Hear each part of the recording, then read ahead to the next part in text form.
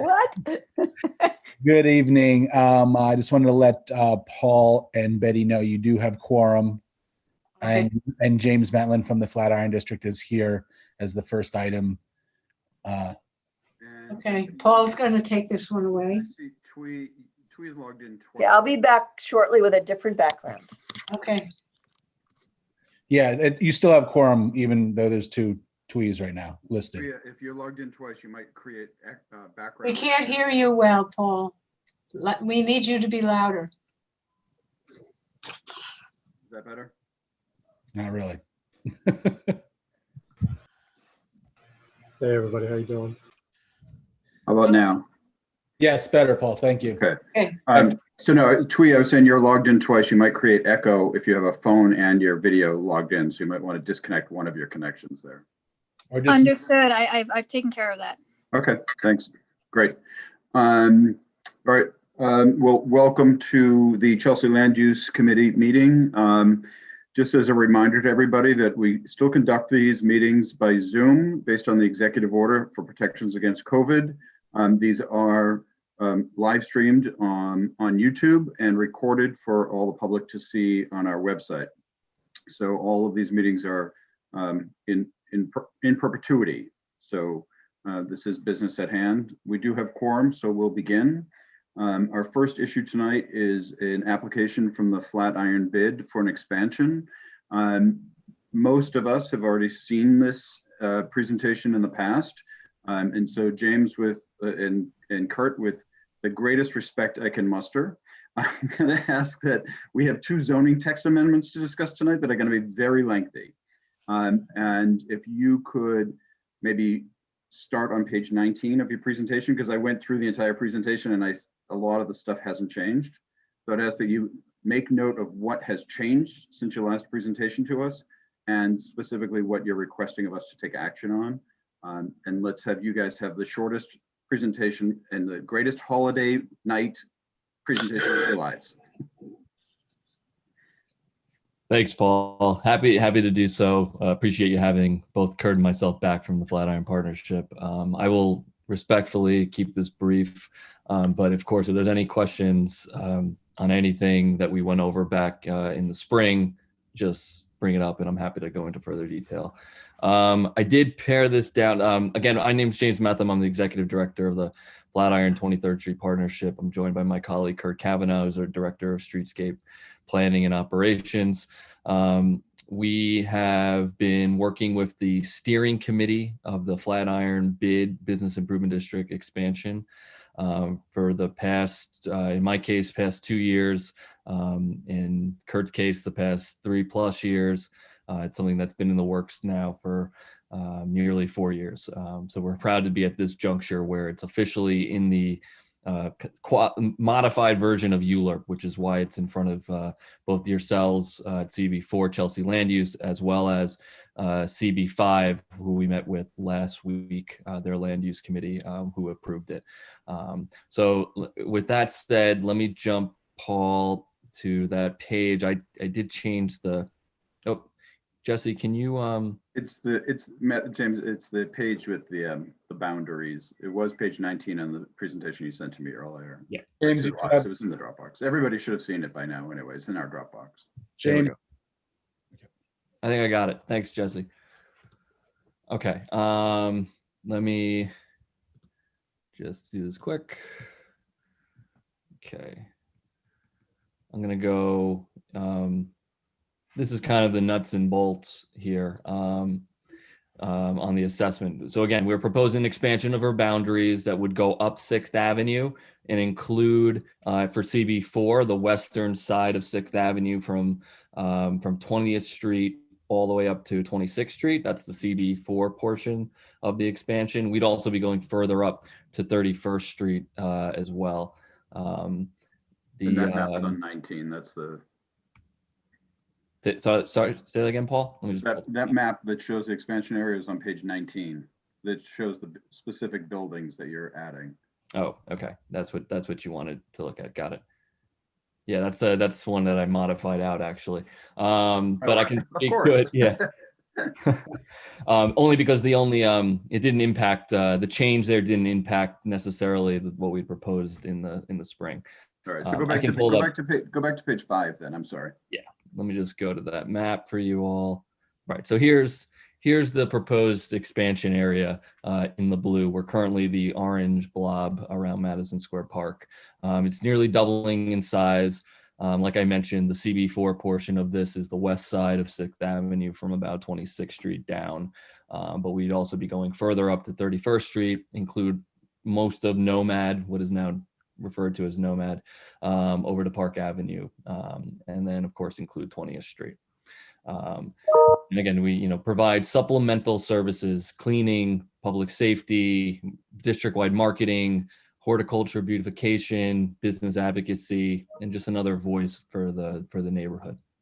Let me go to that spreadsheet. So this is the budget. We're currently at $3.25 million assessment budget, providing those services that I mentioned, the supplemental services to the neighborhood. The expansion would effectively close to double the size of the entire bid service area. So we'd be growing to about a $6 million operational budget through the assessment. And how we get to that assessment, and this is what Paul was referring to, we use an assessment is strictly on property in the boundaries of the bid. And it's based on a formula derived from the amount of square footage of property. For the most part, we're deriving from commercial assessments, commercial square footage, and we're pegging that rate, or at least for the foreseeable future, to the current rate that bids in the current district pay, which is 16 cents per square foot of commercial space. And that's Class A, which is the first row in the chart in front of you. So that's office buildings, that's retail, it's commercial space, and we work with the city on deriving that. There's a special class that's in the current plan that pertains to about 2 or 3 large block size properties and buildings that are around Madison Square Park. That's the 0.8 rate, about 13 cents a square foot. That's like the MetLife building, not in CB4. And then the revised class is this A2 class, the third row, which is a large mixed use buildings over 200,000 square feet. And there are 10 now. When we met back in the spring, this was only targeted to 6th Avenue. This was previously a 6th Avenue assessment class for large mixed-use buildings, primarily the residential towers that you see on the east and west sides of 6th Avenue. We had done that because there had been a lot of debate as to whether or not we include 6th Avenue at all. There's certainly been debate about whether or not we should go further west also, but we did settle on 6th Avenue on each side of the street. And we previously just had a narrow assessment of at a reduced rate of about 55% of the commercial rate, which was about 12.5 cents a square foot for about 8 buildings on 6th Avenue. I think only one of them was in CB4. It's the Chelsea Tower between 25 and 26 on the west side of 6th Avenue. That was back in spring. We've continued to work on this throughout the pandemic and engaging both stakeholders and the city. And ultimately, in our conversations, particularly with the city, they felt that it was a more equitable approach if we, instead of having the scope be so narrow around 6th Avenue because of the need, if we broadened it district-wide and prescribed this class to any mixed-use building over 200,000 square feet. And this only does not apply to individual condos and co-ops, residential condos and co-ops. Those are still in the Class B row, which is right below that. They'd be charged $1 a year. But these large mixed use, primarily income producing rental towers would be in this class. There are 10 of them, and this is the map Paul was referring to. You might have it in front of you, and I apologize for cutting that out.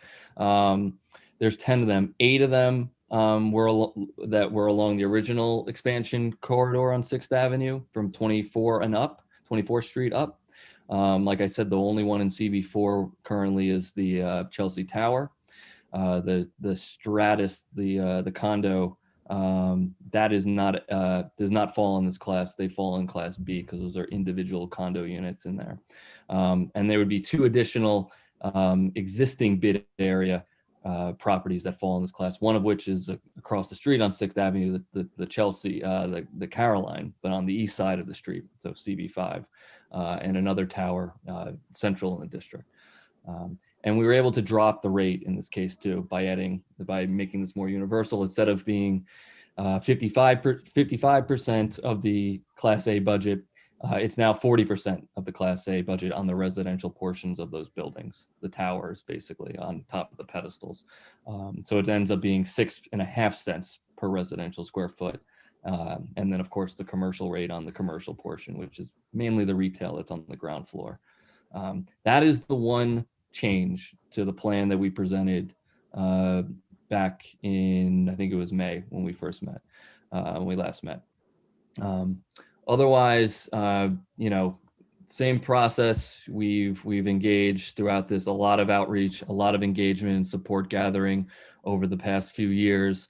That's ramped up during COVID, where we've done our best to expand our services and outreach suite to areas that are in the expansion, not just in our current district. So whether that's providing a helping hand in commercial tenant legal guidance, advocacy on the finally approved second stimulus today, making sure that we're promoting our businesses through our All in Flatiron and All in Nomad district promotional campaign, distributing masks, also with our Gifts for the Greater Good, where we're purchasing gifts directly from local retailers and giving them to individuals in greatest need, including homeless families in the neighborhood, as well as our Feeding Flatiron First initiative, where we fed local first responders for a month from local restaurants. These are all things we've been trying to do to spread and support our community in multifaceted way.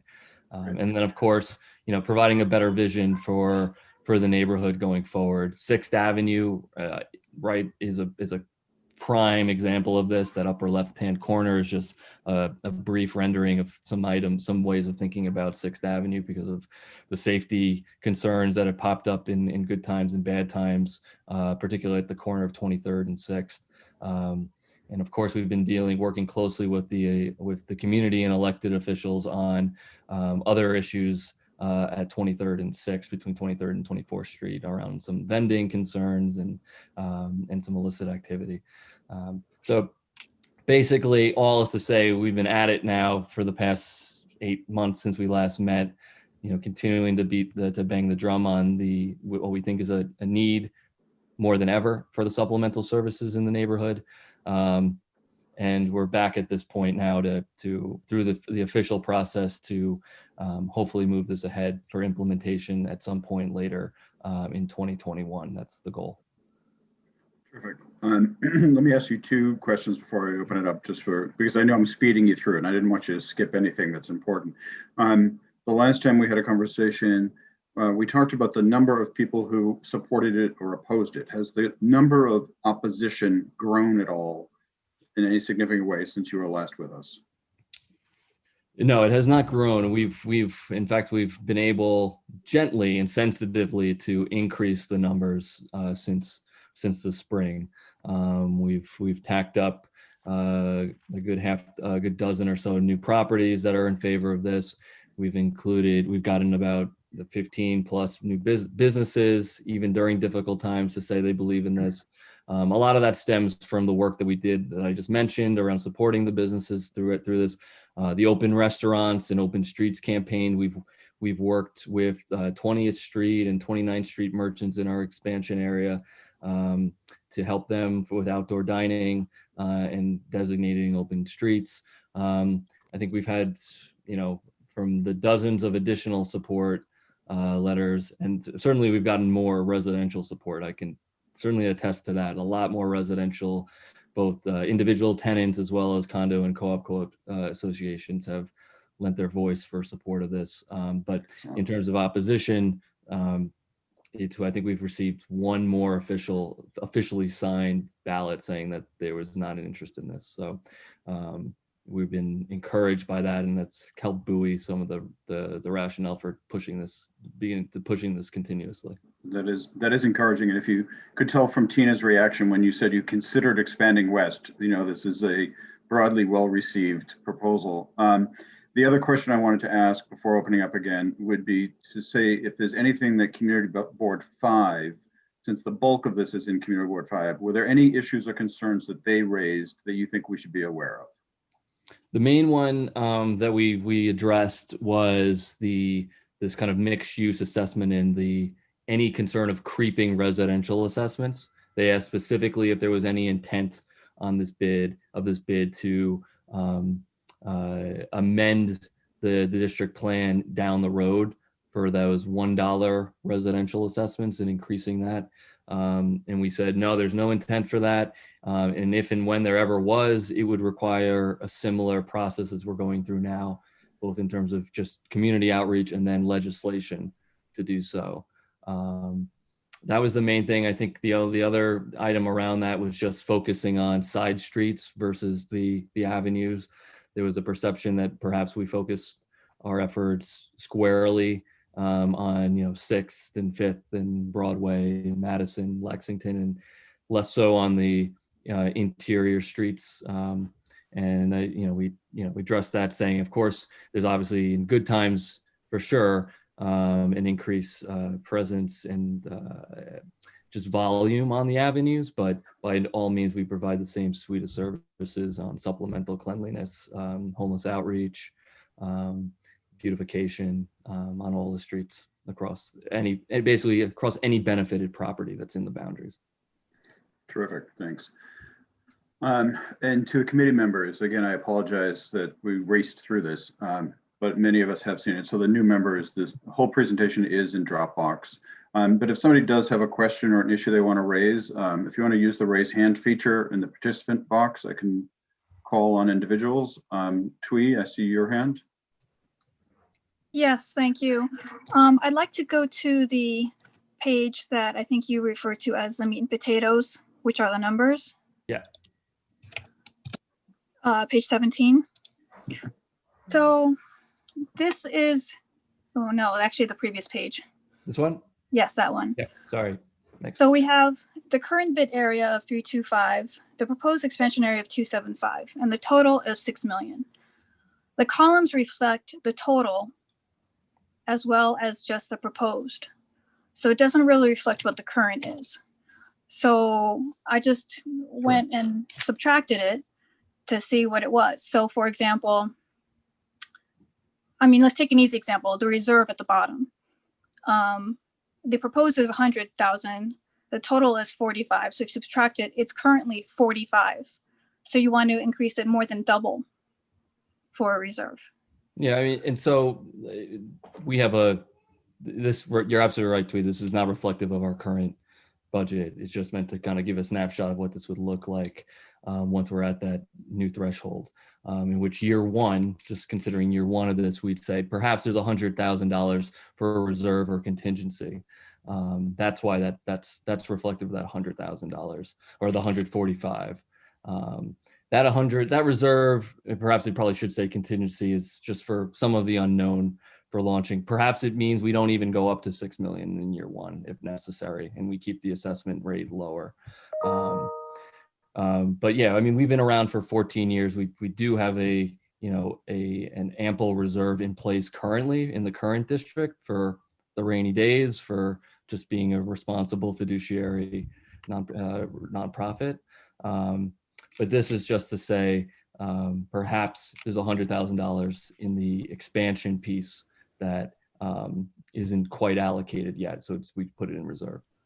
Well, the reason why I only raised the reserve as an example, because it's an easy example, but I guess the request or question is whether or not we can see, so that not everybody has to do the math, what it is currently, because the percentages aren't that's the largest increase in percentage. For public improvements, it's double, and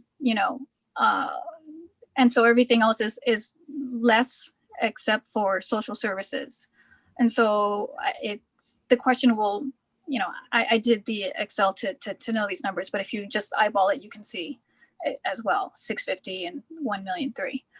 But is it possible to have a sheet to make it clear what it is currently, what it is, what's the total, and the percentage of increase, so that we can understand the reasons behind, okay, sanitation is the least in terms of, or administration is the least in terms of increase, which is good.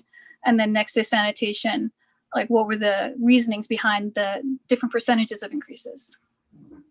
Absolutely. I mean, we went through a thorough budgeting exercise just to kind of get to these estimates. And as we creep closer, hopefully, to implementation, all of this gets re-reviewed with our vendors to make sure we can implement the services needed. Our budget is public. It's on our website, but I can certainly send that over to everyone by all means. Yeah. And to your point, Tweet, it's, there's some economies in scale that we absolutely want to capture and intend to capture. So, in terms of administration, we're trying to take, we don't need to hire 6 staff members like we currently are to administer this. Maybe it's 1 or 2 extra people down the road. That's what we're budgeting. Whereas sanitation, it is, this is a nearly doubling the size and picking up a major corridor like 6th Avenue. So there's certainly a need to expand that in terms of budget. But yeah, by all means, you can see where we are currently in the 3.25 million, which I don't show here. That's on our website, and I'm happy to share it. I have other questions if it's okay. Yeah, go ahead, Tweet. You have the floor. Okay, so for the commercial spaces, I did see that there were ideas of legal, legal help for commercial tenants and trying to help commercial tenants as much as possible. Even the 15 new businesses supported it despite the struggling that they're doing. But maybe I didn't go by recently. I remember David Bridle used to be on the lower level, and there does seem to be some vacant spaces in 6th Avenue. That could be why you don't have anybody saying that they oppose it. There's no one there. I mean, what happened? How is there an assessment on empty spaces? Is it to the management company anyway? Yeah, the assessment goes first and foremost to the property owner. The property owner holds it, and it depends on their lease agreements with their tenants in terms of if and how they pass it through. Yeah. Okay. Yeah. My last question has to do with the map of the neighboring bids. There was Union Square, Yep. Partnership, and then Penn South, I think, right? Mm-hmm. Let me pull it Thank up for you. you. Yeah. There you go.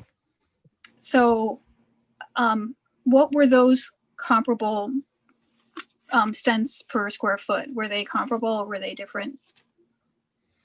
I apologize. I don't have it off the top of my head, but I do know that our assessment compared to the 34th Street partnership is less. That 16 cents is less than what they charge. The other thing is that bids across they use different formulas. So while we only use square footage, some bids do apply by assessed value of property, frontage feet of retail. I don't believe 34th Street or Union Square uses that. But I do know our square footage rate by itself is less than 34th Street and less than Union Square, although I do believe they have a blended formula. Okay, thank you. Mm-hmm. Thanks, thanks, Twee. And as a follow-up to your question, I think also the meatpacking district has a lower rate structure, a higher rate structure than the Flatiron. So that's another comparative we can make. I see Brad's hand raised. He's the last committee member with a hand raised. So I will say if there's any member of the public who wants to ask a question on this issue, please use the raise hand feature and we'll get Jesse to move you over to be able to ask your questions. In the meantime, Brad, the floor is yours. Thank you, Chair. Just a couple of quick questions regarding CB4's membership on the board. Is there going to be one? Is there going to be a seat available? Oh, there sure is. There sure is. And Tina, I think Tina's here today. Yeah, we currently have each of the community boards represented on the board, and that would absolutely continue to be the case. Okay. And if I happen to start a company called Amazon and buy, an $80 million apartment right there, is that something that's going to be looked at over a certain rate of instead of $1 being sent for a condo? Is there any future look at the value of actual individual residencies and the costs that they could add? I'm not saying for this, but it's just a question. Yeah, for this, no. I can't really tell you going down the road for other means of levying of any type of assessment or tax. I can say that that particular building does work with us. They do contribute in other means beyond the dollar, more of a symbolic assessment. So they do contribute, and we try to get and work with them with any resources they can provide. But yeah, not through this particular effort. I can tell you that. Yeah, I think that happens to be a particular asset to this bid. And then my third thing is, if there's any jobs that are going to be created, we'd like them to be posted on the CB4 website. Absolutely, yeah. And hire local as much as we can. Absolutely, yeah. We will both in terms of our clean beautification, homeless outreach. There will be some opportunities through our contractors at the least, and like I said, our head count, which is currently about 6. We might increase it by 1. At least initially. We have to see how that fits in terms of the type of job, but we will certainly share that with CB4 for opportunities. All set, Brett. Thank you. I don't see any other hands raised by either the public or by any other committee members, so I'd be willing to entertain a motion. Tina, would you like to make any sort of motion on this issue? I'm imagining that you're not asking for any sort of letter from us at this point. Well, so I think it's in the modified ULURP for this, and so there's a 30-day period that the community boards have to provide comment before it moves on to City Planning Commission, which is I think a little bit different than your typical land use 60-day period.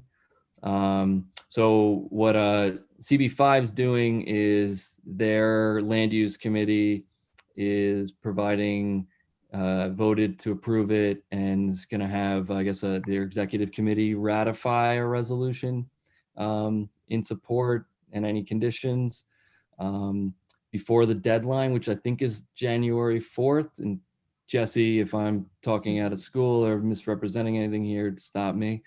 But yeah, I mean, ultimately, it's just a matter of it's your decision. Ultimately, if you want to put anything in writing or not, but we'd love your support if you can do so. Right. So that would be helpful in expediting and garnering additional support for any questions. So you could make a motion, Tina, that we support this proposal? Yeah, I make a motion that we support the proposal and we write a letter reflecting this. Is there a Second that. Thank you, Bert. All in favor? If you can do a physical raise of your hand, I can scan the screen. Anybody? Paul, I do need to get a couple people. Yeah. Can we, James, can you stop sharing your screen? Oh, yeah, I'm sorry. Yes. So everybody from the public can be seeing who's raising their hand and everything like that. Thank you. All right. Once again, everybody with their video on, please raise your hand if you support this. Aye. And Michael Noble said an aye. Brad Pescarella, I need a voice vote from you, please. Brad has his hand up. It looks like it's unanimous. Anybody opposed? Anybody present not eligible? Looks like it passes unanimously. Kurt and James, thank you so much. Appreciate your presentation, the great work that you guys do. I know you have more to share with us because of the great things you do, and I appreciate you speeding through it for us. Thanks, everyone. Really appreciate it. Happy holidays. Thank you. Thank you. Take care. Our next item, moving right along, is the Starrett-Lehigh Building Terminal Warehouse Proposal, West 26th Street to 28th Street between 11th and 12th. we're going to be hearing about the draft scoping document. And just as a piece of context, some of you, I don't know if you all been around in 2005, the special West Chelsea district was adopted then. And then later on, we added to that the Chelsea Market sub-district. So adding a this is talking about adding a sub-district to to the existing special West Chelsea district. It's not unheard of. And as actually in 2013, Community Board 4 advocated for these 2 blocks plus some other blocks in that area to get rezoned. And we took it to city planning, that suggestion. I see Bert remembers that in 2013. And city planning decided not to do anything about that at that particular time, that they wanted to wait and see what happens. So that's a little bit of background about this proposal.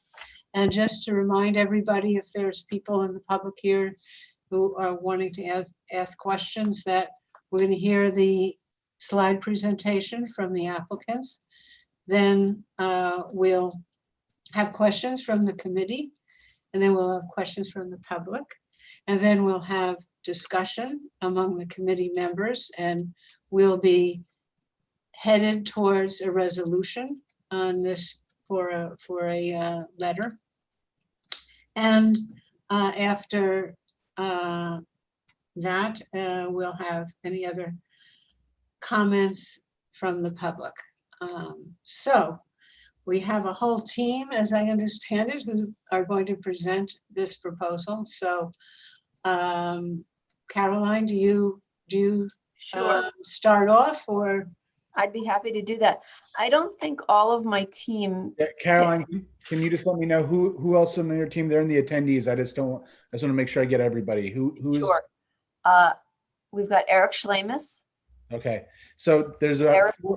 four people titled Eric Schlemus. So if those folks can rename themselves, I'll bring everybody over that's named Eric Schlemus. But once I do, if they can rename themselves. So it's We also have Andrew Staniforth, Elise Wagner, Allison Ruddock, and Giovanni's already here. yep. And there's definitely 3 Erics. He might be on 3 devices. There's 3 different people, maybe. I'm only on one. Caroline, I haven't seen Elise yet, but what were the other folks' names? Andrew Staniforth. Oh, and we have Allison also pretending to be Eric Schlemus for some reason. Oh, sorry about that. I thought I registered with my name. I will change that. And there's Andrew. And where do we have Elise Wagner? Elise is, maybe she's one of the Erics, but she's not on here. Elise, are you one of the Erics? Hold on. Oh, there she is. Yes. Right. I think before I was a participant, I couldn't make myself visible. So apologies, Jessica. No, it's not you. It's the way they do these You Zooms. guys are all in the attendees section. But Okay. we've been working on this so long together, we're interchangeable. It's really, we've become such a good team. So thank you. It's nice to see all of you again. Some I haven't met before, but we've been working with this very wonderful group of the Chelsea Land Use, the Chelsea Subcommittee of the Community Board for, I don't know, it's been like 4 years now that we have, or 5, that we've been talking about this rezoning. And we are really getting close. The reason we're meeting with you tonight is to give you a preview of the scoping, so you can be apprised of the issues relevant to the scoping before the public scoping, which is going to happen January 11th, which will also be by Zoom. And because it's been a few months, maybe half a year since we gave you a briefing before about the progress on the application, we wanted to update you. So the first part of the discussion will be for those who've never been listened to our presentation before, an explanation from the clients as to why we're moving forward with this, what's the current zoning, what we're proposing, be able to answer some questions, and then Allison will take over on giving you the outline or framework for the public scoping. And we're happy to answer any questions that you have at different intervals during the presentation. So if we could, who's controlling the Giovanni is. side? Giovanni. So why don't we move ahead, Giovanni? Can I just insert? I think it'd probably be best if you do your whole presentation without stopping for questions, and then when there are questions, we can go back to the presentation. So I'd be happy to do that, Betty. Also, it'll move more quickly. So we have Andrew Staniforth and Eric Schlemus. Eric works with RXR and will be speaking for RXR on the beginning part of the program. Then we'll shift over to Andrew Staniforth, who's with L&L Holdings, who are partners with Columbia Property on the terminal warehouse. Then Elise Wagner, who I'm sure you know also, is a partner at Kramer Levin. She represents L&L Holdings and Columbia. Then I'll take it over again. I'm from Goldman Harris, and we represent RXR. Then we'll move on to Allison Ruddock, who's with VHB. So I won't have to interrupt with all of the introductions again. Next slide.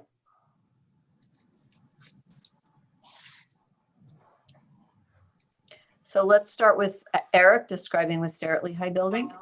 Yes, good evening, everyone. As you all know, Starrett-Lehigh is for us a very important hallmark of our portfolio, a building that is comprised of a lot of what we call the creative class tenancy, everything from designers to photo studios to architects, marketing firms, fashion houses, etc. So the building has always been comprised of that creative class of tenancy and continues to do so. As you all know, most recently we've been in front of you for a landmarks action for the ground floor of the building, which aimed to improve the building's presence on the street. And that project is now, nearing completion. We are under construction with a food hall that looks to open, mid-summer next year. So, part of the goal of that landmarks action and this rezoning action is to really complement the uses in the building, both so that the tenants upstairs in the building can also kind of participate on the ground floor of the building through some dry retail uses, as well as adding some other uses that we think are important and you guys have all raised us as being important for the community as far as education and community facilities. But I think also really connecting the building to the ground floor of the community and to the residential spaces, buildings that are kind of popping up around the building. And both of these buildings, and really kind of providing some activation and activity on the ground floors of these buildings that can really add some vibrancy to this block of the West Chelsea Special District. Both buildings sit so interestingly at the crux of intersections between Chelsea itself proper, Hudson Yards, Meatpacking. These buildings are really well situated to participate in the vibrancy of the west side of Manhattan. And that's really what we're aiming to do here. I'm going to turn over to Andrew to speak to Terminal Warehouse. Thanks, Eric. Thanks, everyone, for having us. The last time we were in front of you it was also for a landmarks application where we proposed a large restoration and reconfiguration of the terminal warehouse.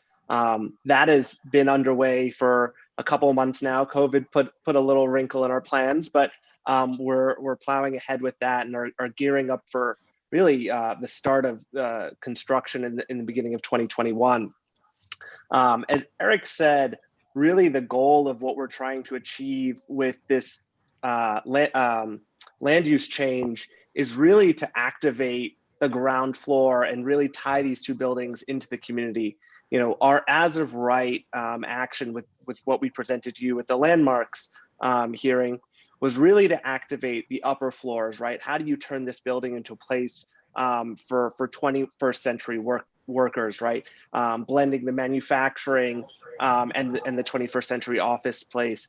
But now really what we're focusing on, how do you tie that to the ground floor, and how do we make a space that activates with the community and speaks to the next generation of tenants that have that sort of fuzzy line between office, manufacturing, and retail, where you have these clicks to bricks is one of the favorite phrases of our team. But how do you make sure that people feel connected, not just to sort of the retailers, but to the workplace above, and really connect that to the community? So we think what we're going to walk you through today really sets this building up and the two buildings up for success, and how they can continue to adapt to this workplace of the future and really integrate better with the community.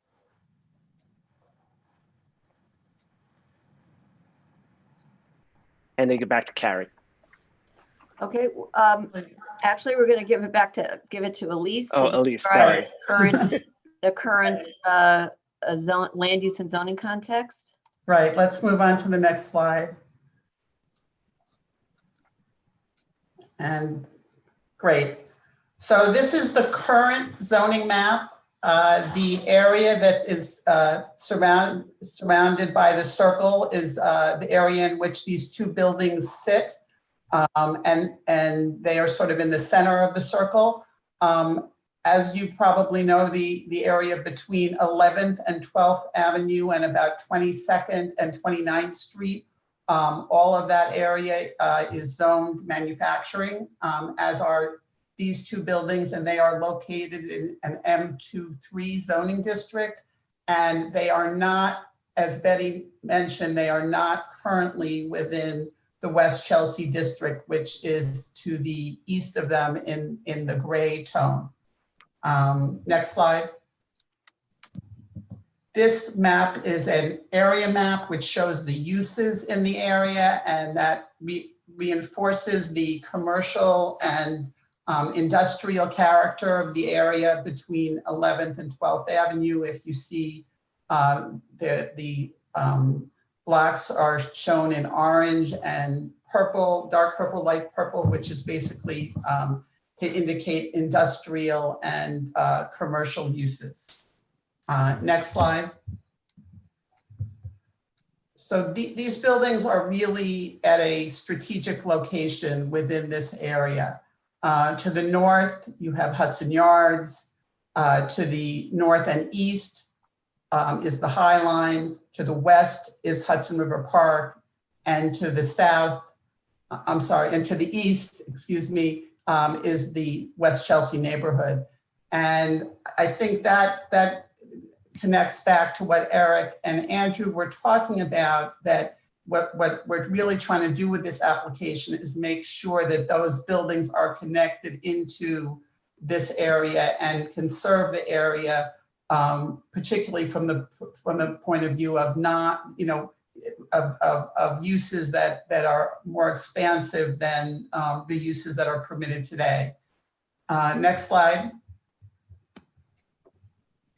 And this area, in addition, so from 11th to 12th Avenue is really commercial and industrial below 29th Street, but there have been numerous residential projects that have been built and are in the process of being built to the north and to the east, and those are shown in green and in yellow, and that reinforces the need to update the uses that are permitted within these two buildings. Next slide. And both of these buildings are located within the West Chelsea Historic District.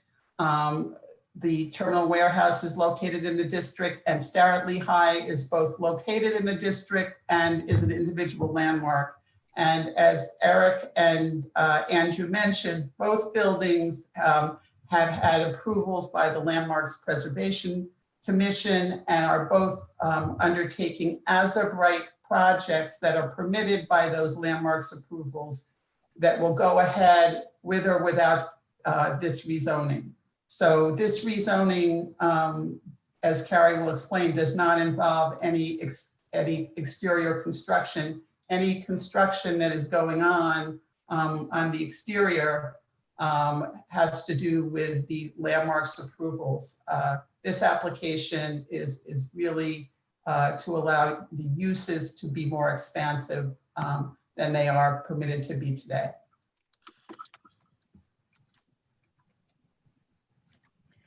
So next we have Carrie. okay, we have still several Eric Schlemuses on the screen, and Paul would like the imposter to reveal him or herself, or to turn off that computer. Yeah, that sounds much more nefarious by imposter. We just want to know who's here.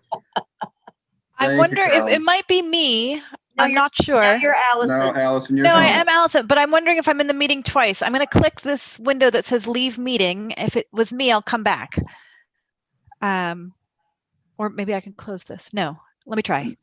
And there is another person just says, please rename. So we just like to have the public know who's at the meeting and who's speaking. So if you could Totally rename fair, yourself. Paul. Thank you. Most of this has to do with just dealing with technology. There is indeed nothing nefarious. So I know I'm just kidding with you. I'm delighted actually that your community board is using Zoom as opposed to WebEx, because the WebEx is just so difficult to get into. So thank you for the Zoom. So Caroline, obviously, don't tell them that. They're going to have to use WebEx next month, please. oh, we are? We better practice a lot, get out the kinks. So again, thank you so much for having us. And you can gather from what Eric and Andrew and Elise have already explained, that the objective of this rezoning is to facilitate a broader range of uses in the buildings, preparing them for the next generation of New York City's economy and enabling flexibility to support the future of manufacturing and retail and the changing nature of the office and workplace. This is like other projects throughout New York. There are attempts to keep the manufacturing base. We are not getting rid of the manufacturing M2 district, so that we can try to be creative about how to both maintain a vital manufacturing district while also meeting the needs of the new economy. So what we're proposing to do is amend the zoning map to extend the special West Chelsea district over to these two blocks and create a new sub area K. We're going to amend the zoning text to modify the uses that are allowed in this sub area K, to not limit them to the M2 uses, but to add to the M2 uses. We are going to change certain aspects of the bulk, which relates to existing encroachments into what would be certain bulk envelope. We're proposing new loading and new signage requirements. And the main rezoning action is to change the project area from an M23 to an M24, which will have only an effect of increasing the floor area ratio from 2 to 5. Next slide. So as you see here, we're extending the West Chelsea to include a sub area K on the right, and we're proposing on the left to change the zone from M23 to M24. The overview of the text amendment is to expand our as of right uses for only a portion of each building. And in that portion of the building, we would be able to include all of the uses that are permitted in a C63 district, with some important restrictions. We are having no residential, no hotel, no sleeping accommodations, no dormitories, while we're retaining the M2 uses. We will be allowing for community facility uses, for example, which are not allowed in an M2 district, and for a broader palette of commercial uses, both retail and non-retail commercial uses. And then the text will also provide the vehicle for modifying the signage and the loading regulations. The sub-area K uses are going to include all of use group 3 and 4, except, as I said before, those with sleeping accommodations. We will have academic institutions allowed, universities and colleges will be allowed, and there'll be medical office uses. The medical offices were specifically requested by your committee because you have a dearth of medical offices in the vicinity. And the reason for academia to be able to enter in the building is to see if there can be greater integration and synergies between academia, creative possibilities, and the manufacturing of the results of those endeavors, and the then manifestation of them if they are commercially appropriate for retail, to be able to sell them in the building. So that's a very exciting possibility. There's no university on deck right now, but in the long-term future, that's something that could evolve. We're also going to have use group 6A uses that aren't permitted now, like larger grocery stores, and all use group 6C, 9A, and 12B uses, which are not allowed in manufacturing M2 districts, like bookstores or clothing retailer. In the RXR building, there are clothing manufacturers, but they can't sell their clothes in the ground floor of the building. So we wanted to, again, create that connection between what's upstairs and what's downstairs. And we've also seeking the opportunity to have use group 10A uses like a department store, but at the request of the community board and responding to your desire to limit the percentage of the building that could be devoted to department stores, we're also going to be limiting that even further than the percentage of the building that can be transformed into these use group K uses. Those limitations are shown on this slide. The maximum floor area of the new use group K uses, that is uses that are not allowed today, would be 25% of the floor area on each of the zoning lots. Conversions to uses already permitted in M2-3 districts or M2-4 districts, in M2-3 districts shall not count towards the 25% cap. So what that would mean in terms of the Starrett-Lehigh building or the terminal warehouse is shown on this chart also, in terms of square footage. But use group 10A uses are going to be limited even more. Only 15% of the floor area in the building could be used for use group 10A uses.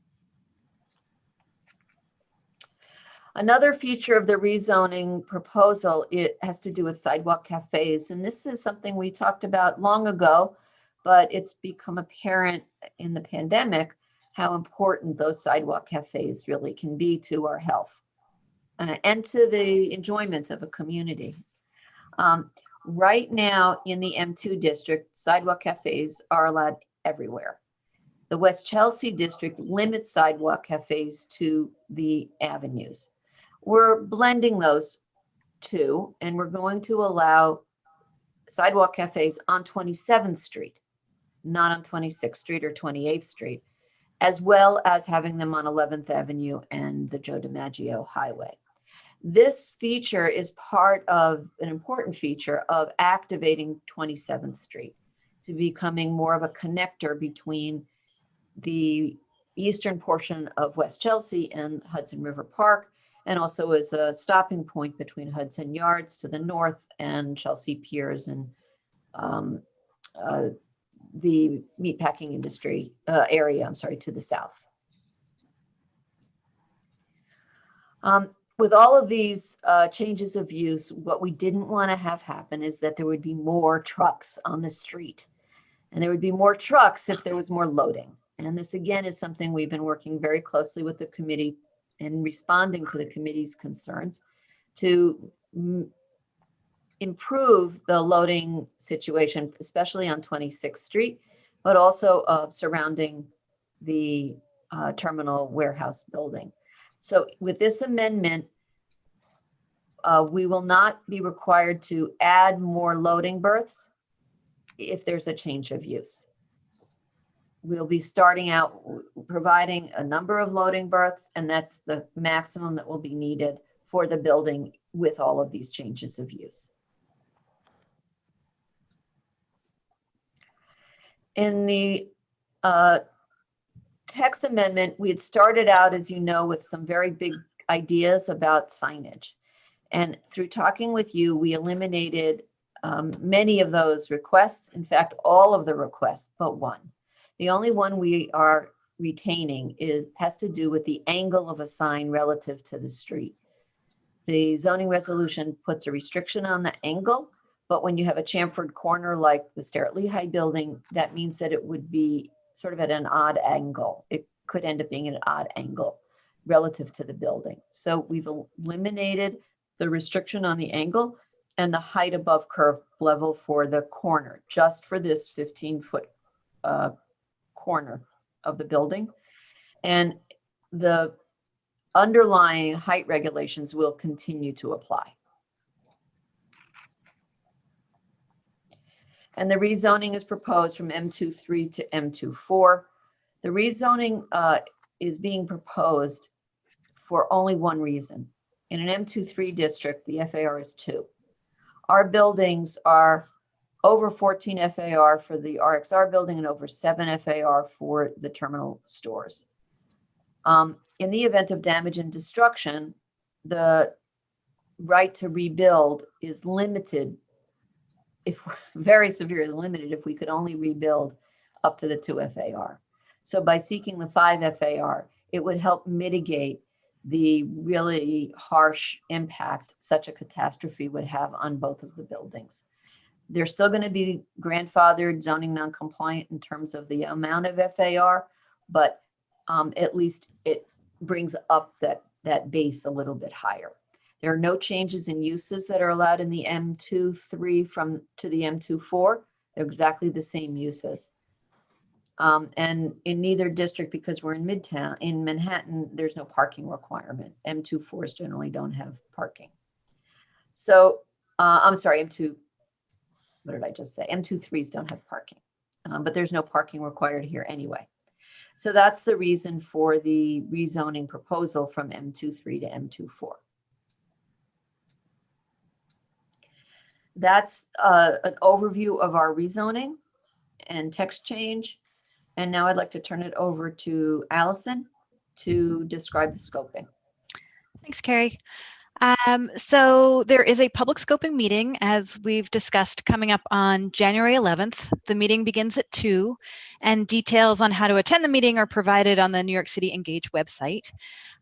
City Planning will be accepting comments through January 21st.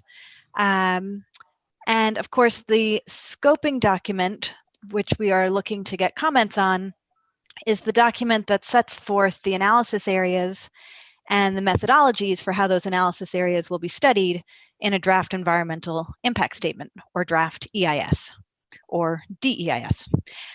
So the comments that we receive will be incorporated into a final scope, and it's actually the final scope that guides the preparation of the draft EIS. And as you know, after the draft EIS is published, there will be another public meeting to receive comments on that document. So I'll provide a quick overview of the EIS framework, which is, put out in more detail in the draft scope of work itself. So consistent with seeker, a reasonable worst case development scenario was developed to be reflective of the proposed actions, which, as you've heard, relate really to allowing a broader range of uses within the 2 buildings. It doesn't change the floor area or anything like that. So the reasonable worst case is looking at those new uses that would be allowed in the building and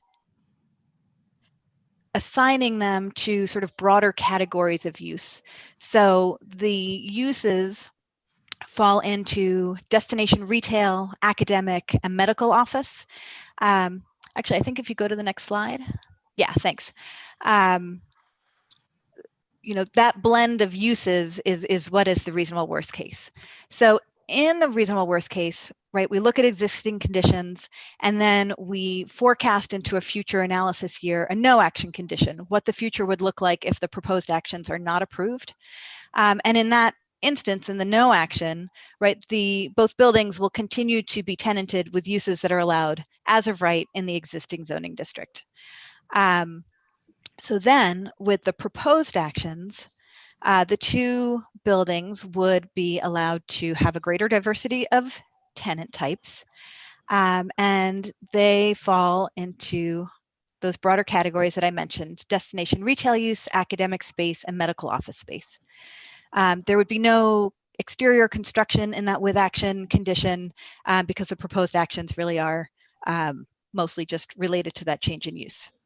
So for purposes of a conservative analysis, the draft scope of work in the reasonable worst case maximized the amount of destination retail. So as Carrie had discussed, that maximum of 15% that could be allowed for that particular use group, that's what's being studied in the EIS.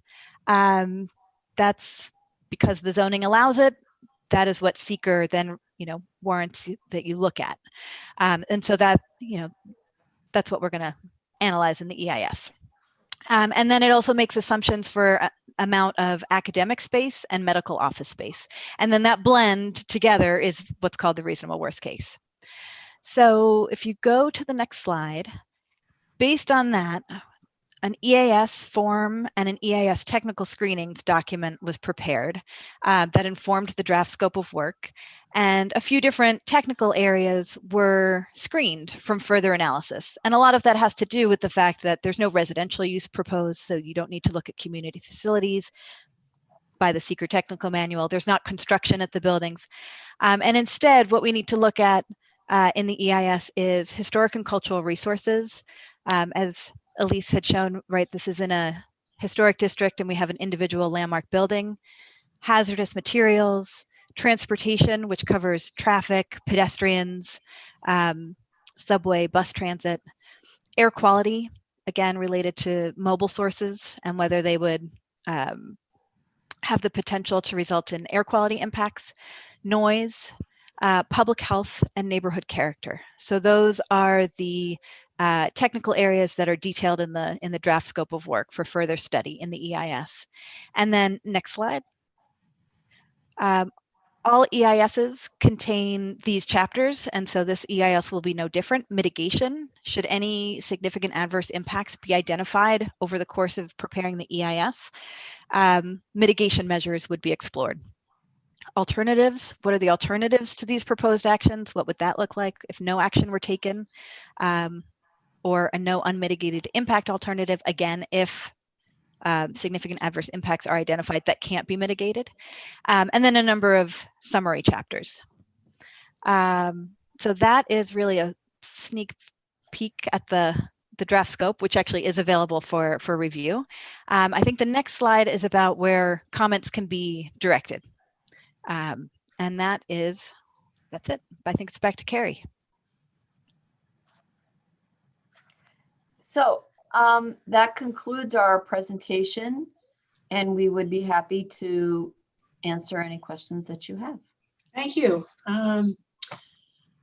Very good. What we're going to do is, as I said before, committee members are going to ask questions, and then after our questions, we can go to the public if there are any people who have questions in the public. So why don't you raise your hand in the participant box and we'll try to keep track. I see Hector. Hector, are you there? Yeah, I'm here. Thanks. I did have a question concerning the slide that you had up. I believe it was titled Worst Case Scenario, Seeker Breakdown, and it showed the amount of retail. I'm sorry, it was originally manufacturing, the bulk of it, and then it was broken up into subcategories such as retail, education, medical.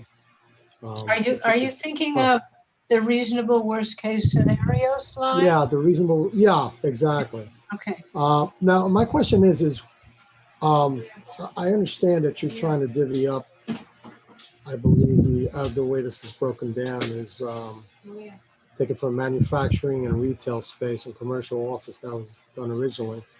But I'm just I'm wondering why in the in the second line with action, it says 446,331. And the breakdown for academic and medical, I mean, the academic's not too bad, but the medical, I'm a little concerned because I would think there would be, I mean, is this broken down as to worst case scenario, you don't get the balance that you would like appropriately for the community, or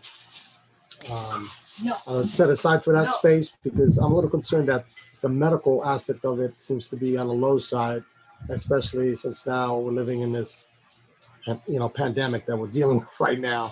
I would think that would be a little bit more, there would be more of a stronger case to have more space for something like that. Well, I would like, on the technical side, let Allison answer the question. But what was, when this breakdown was done, first of all, first point, we didn't have a pandemic.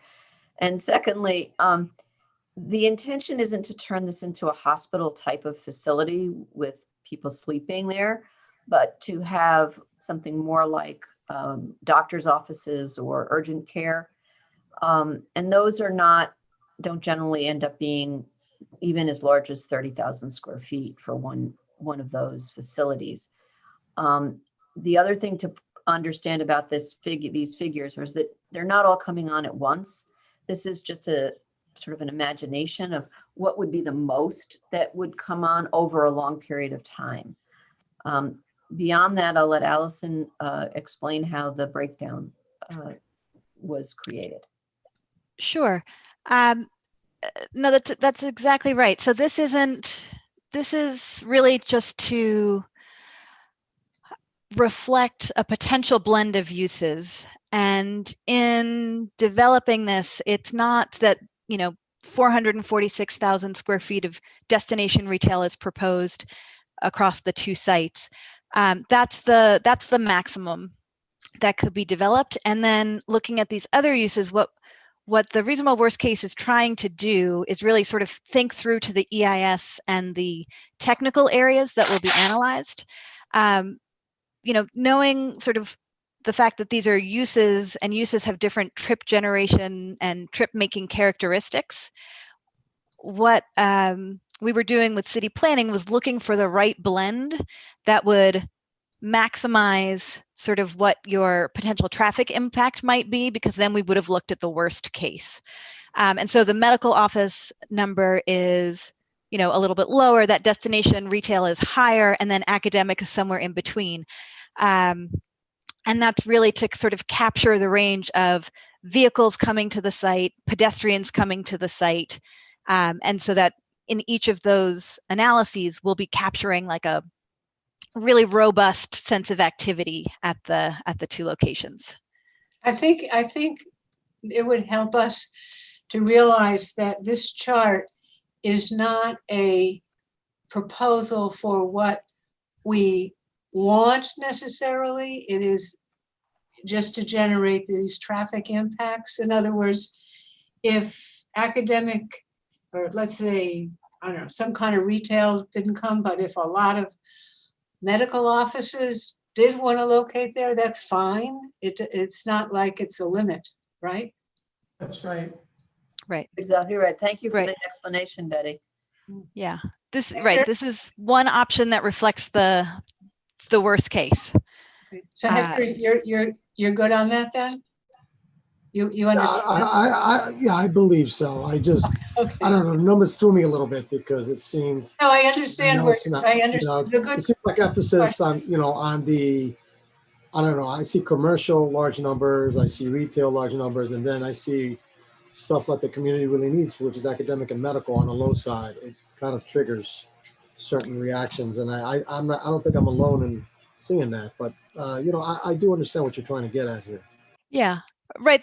I think you're right that, that isn't the theoretical maximum of either medical office or academic, but because those other two uses generate greater vehicular trips, and the EIS is concerned with looking at those potential impacts, those are the numbers that get elevated. For this, this is just one blend that's like almost like a snapshot to just sort of carry through for the analyses. Okay, thank you. I see Viren, you've got your hand up. Yes. So looking at the same slide that you have on the screen right now, are you proposing to decrease manufacturing? No. Eric, maybe you should take that for the, first of all, again, it's a theoretical analysis here. It's not the actual analysis of what's there today or what might be there in 5 or 10 years. And it's also not a marketing plan. Mm-hmm. It's a theoretical analysis of a mix of uses and what would create environmental impacts that might not be a positive effect on the neighborhood. And so that's what we're looking at is what is the worst that could happen and how would that affect the neighborhood? So certain uses generate a lot of traffic and other uses don't generate as much traffic. So we tried to create a blend of those uses that would be able to say, well, maybe we don't want so much destination. Like at one point we were looking at 3/4 of the building being allowed to have destination retail, and that was producing so much traffic. And we also didn't want to have a vertical mall. So we reduced that based on that number, not based on a marketing plan, but based on what was realistic for the building, the two buildings. The same thing with manufacturing. Where is it now and where is it going? And how do these different uses interact with each other? If you add more academic, you're going to be taking in the suggestion that I made earlier, that the academic and manufacturing might be working together in developing new products. Well, then, even though the academics taking away from manufacturing in terms of square footage on this chart, not in life, but on this chart, it's also supplementing the manufacturing. So that's the reason why I asked, mainly because we are, the rest of the city is actually trying to sort of push for industrial retention. And Brooklyn Navy Yards is one example of that, where sort of not changing from manufacturing has allowed them to bring in new types of manufacturing, which do not produce any pollutions and are not problematic, and we can actually work with academic institutions and things like that. Which is why I wanted to sort of hear from you if you're planning to. Some manufacturing is going to get reduced because you're also looking to expand some of the retail use. So I have a sort of, these questions are intertwined. So if manufacturing, if the intent is to retain manufacturing, that's a good thing. But what happens when you actually have larger retail areas? How do you preclude malls from coming into existence? It's a wonderful question. Wonderful question.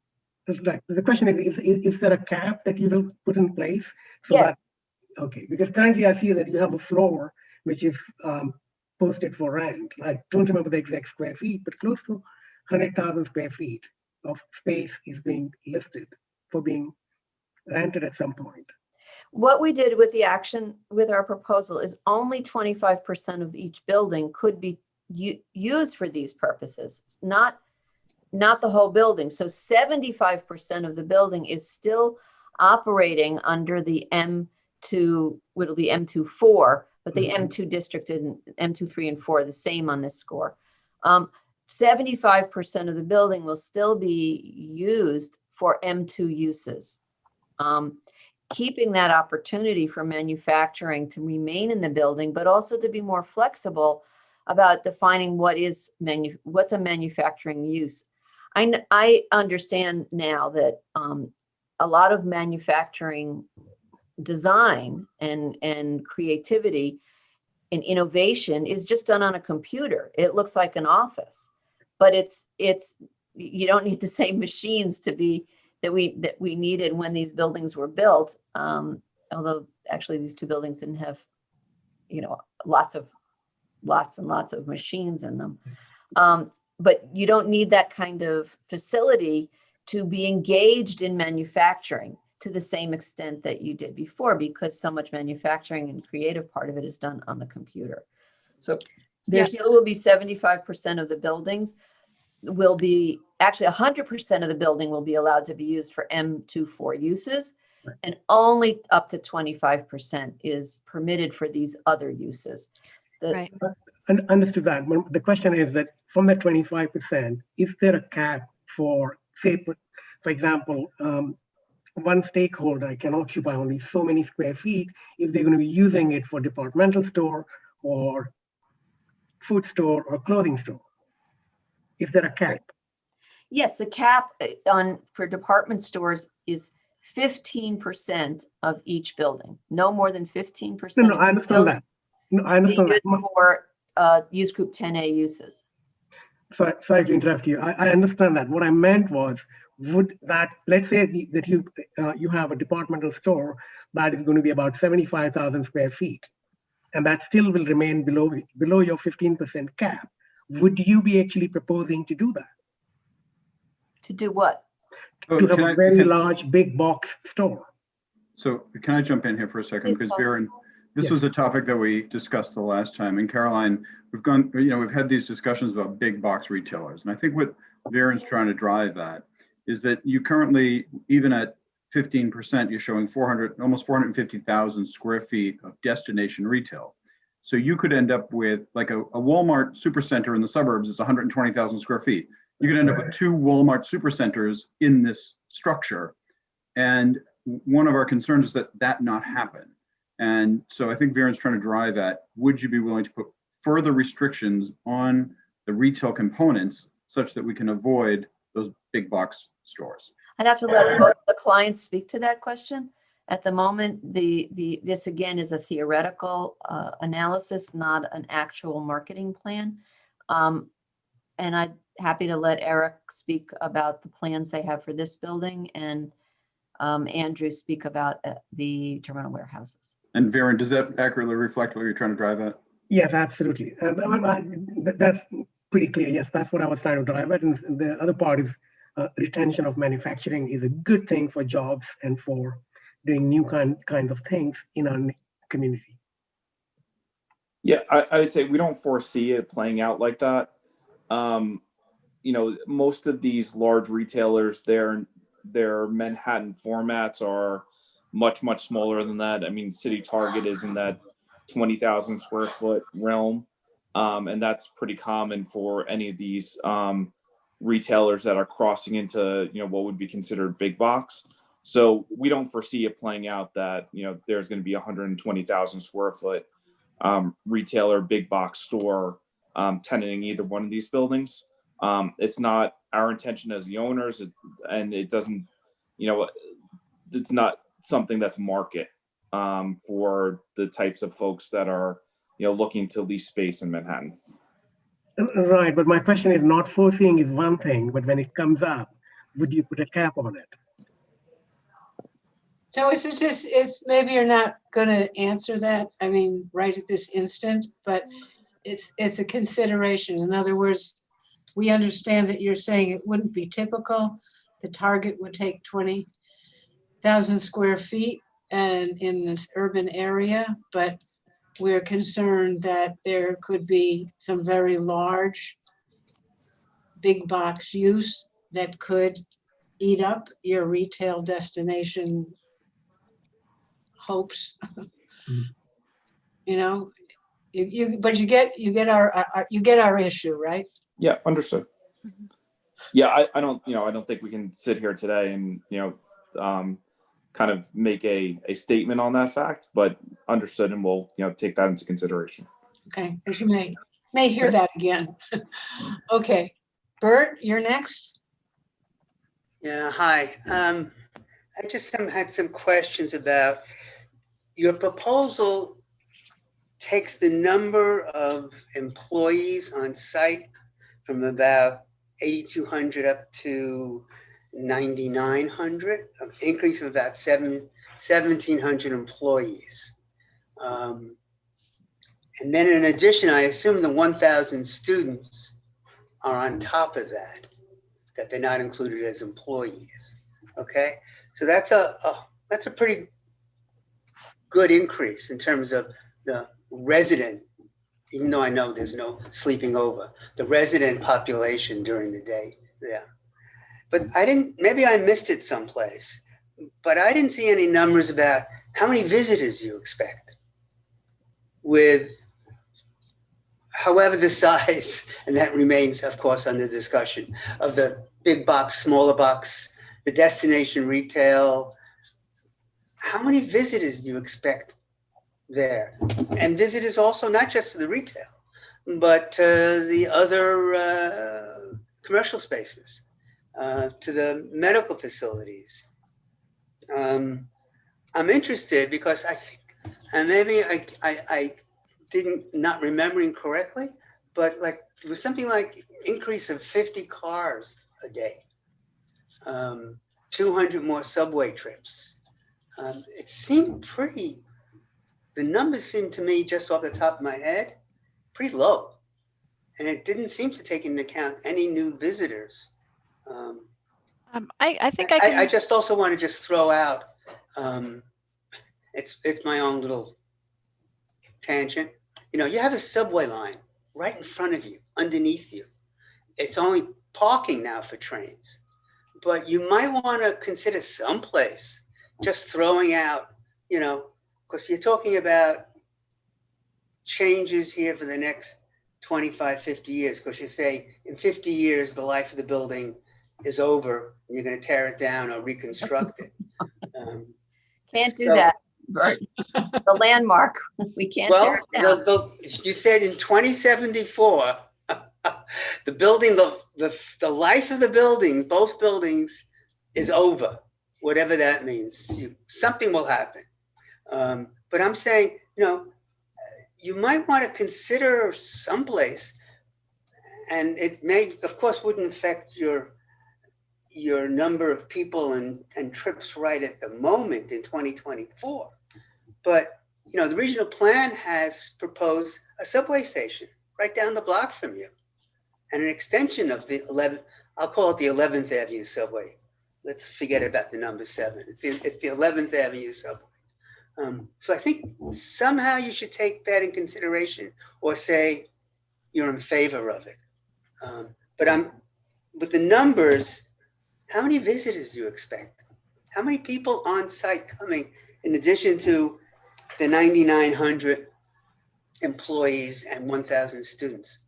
So who's gonna answer that question? I'll let Allison answer the analysis from an environmental viewpoint, because that was Sure. Only Bert with one comment, that because both buildings are landmark buildings, there certainly would not be any possibility of them voluntarily tearing them down. You know, I'll leave it for my grandchildren to figure that out.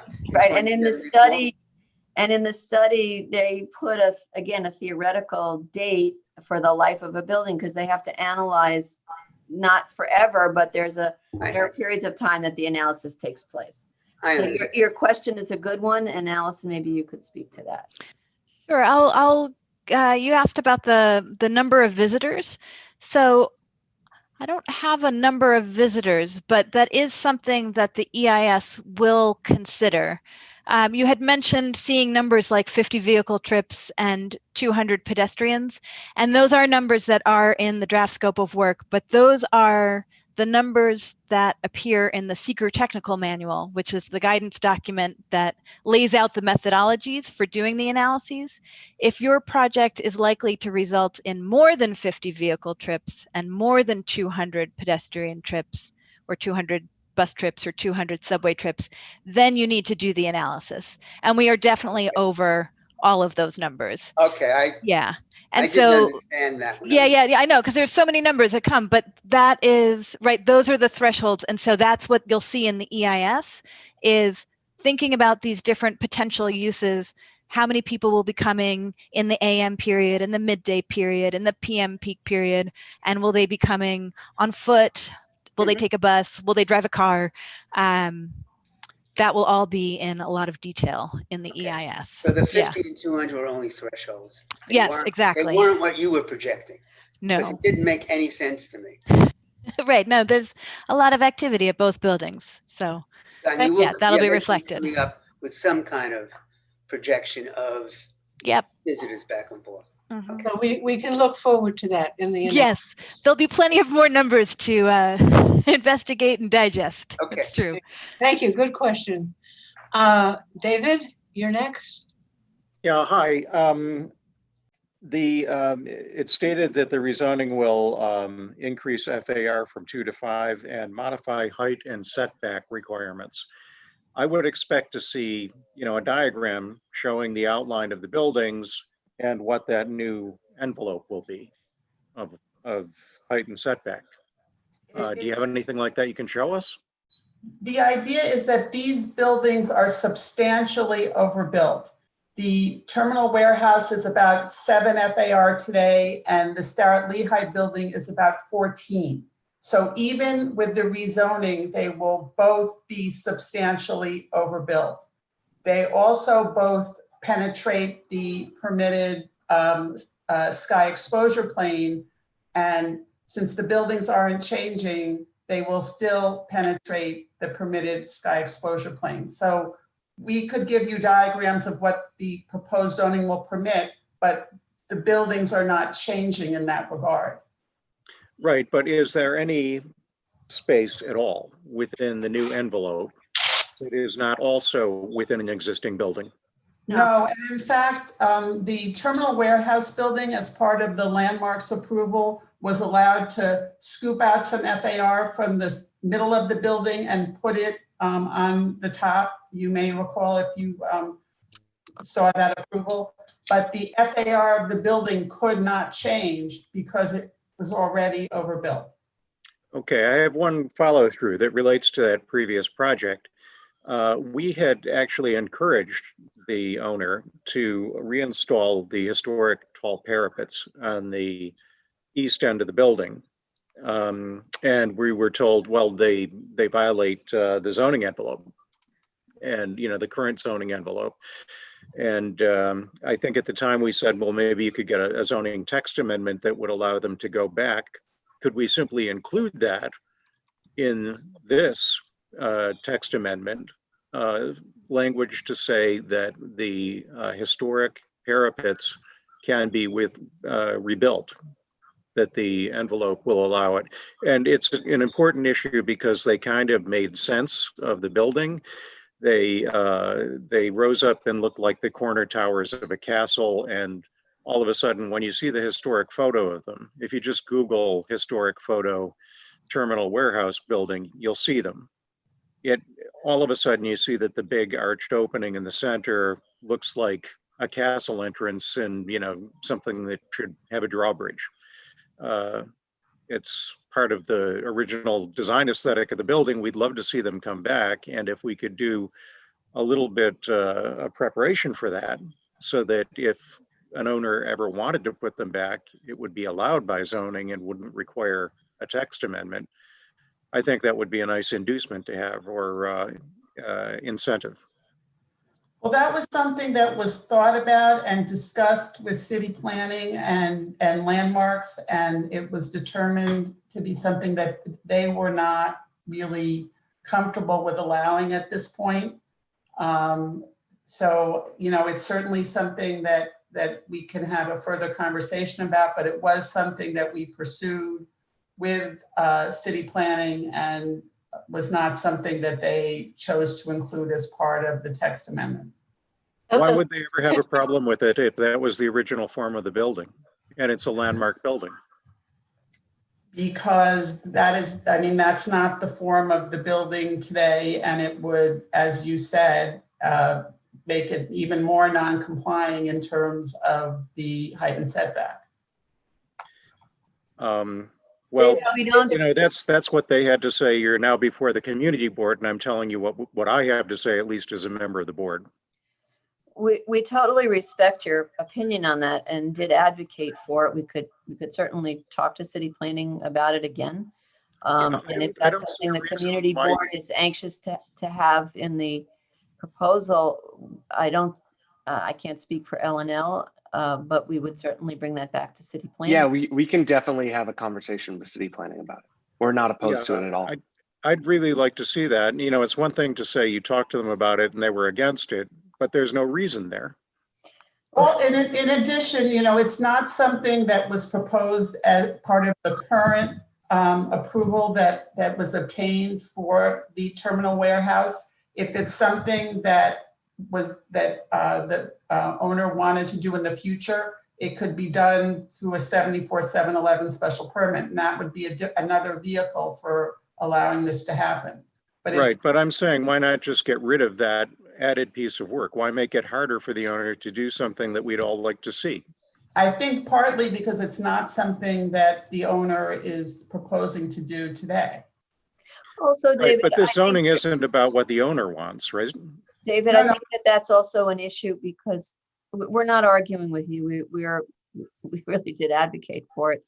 I think they were concerned that they don't know what it would mean if they did it here, what it would mean for other landmarks, and would we have to, That's right. you know, would they have to evaluate, you know, all these other landmarks in New York City and what pieces of them have been destroyed and might want to be reconstructed, and how long ago were they destroyed, and what would it really mean? So they shied away from it. And again, we agree with you. We were sort of surprised that they were reluctant, and actually more than just reluctant, but really didn't want us to move forward on that plank. And we're happy to bring it up with them again if that's the community board's sense. In terms of where we are, I just want to point out to everybody where we are in the process. This is a briefing. Tonight, you don't have to vote on anything. There's no recommendation we need from you tonight. The application will go to the scoping on January 11th, but it won't be certified for ULURP formally, and we're hoping to have that happen before the summer. So you would be able to meet before the summer and formally make recommendations to city planning about the project.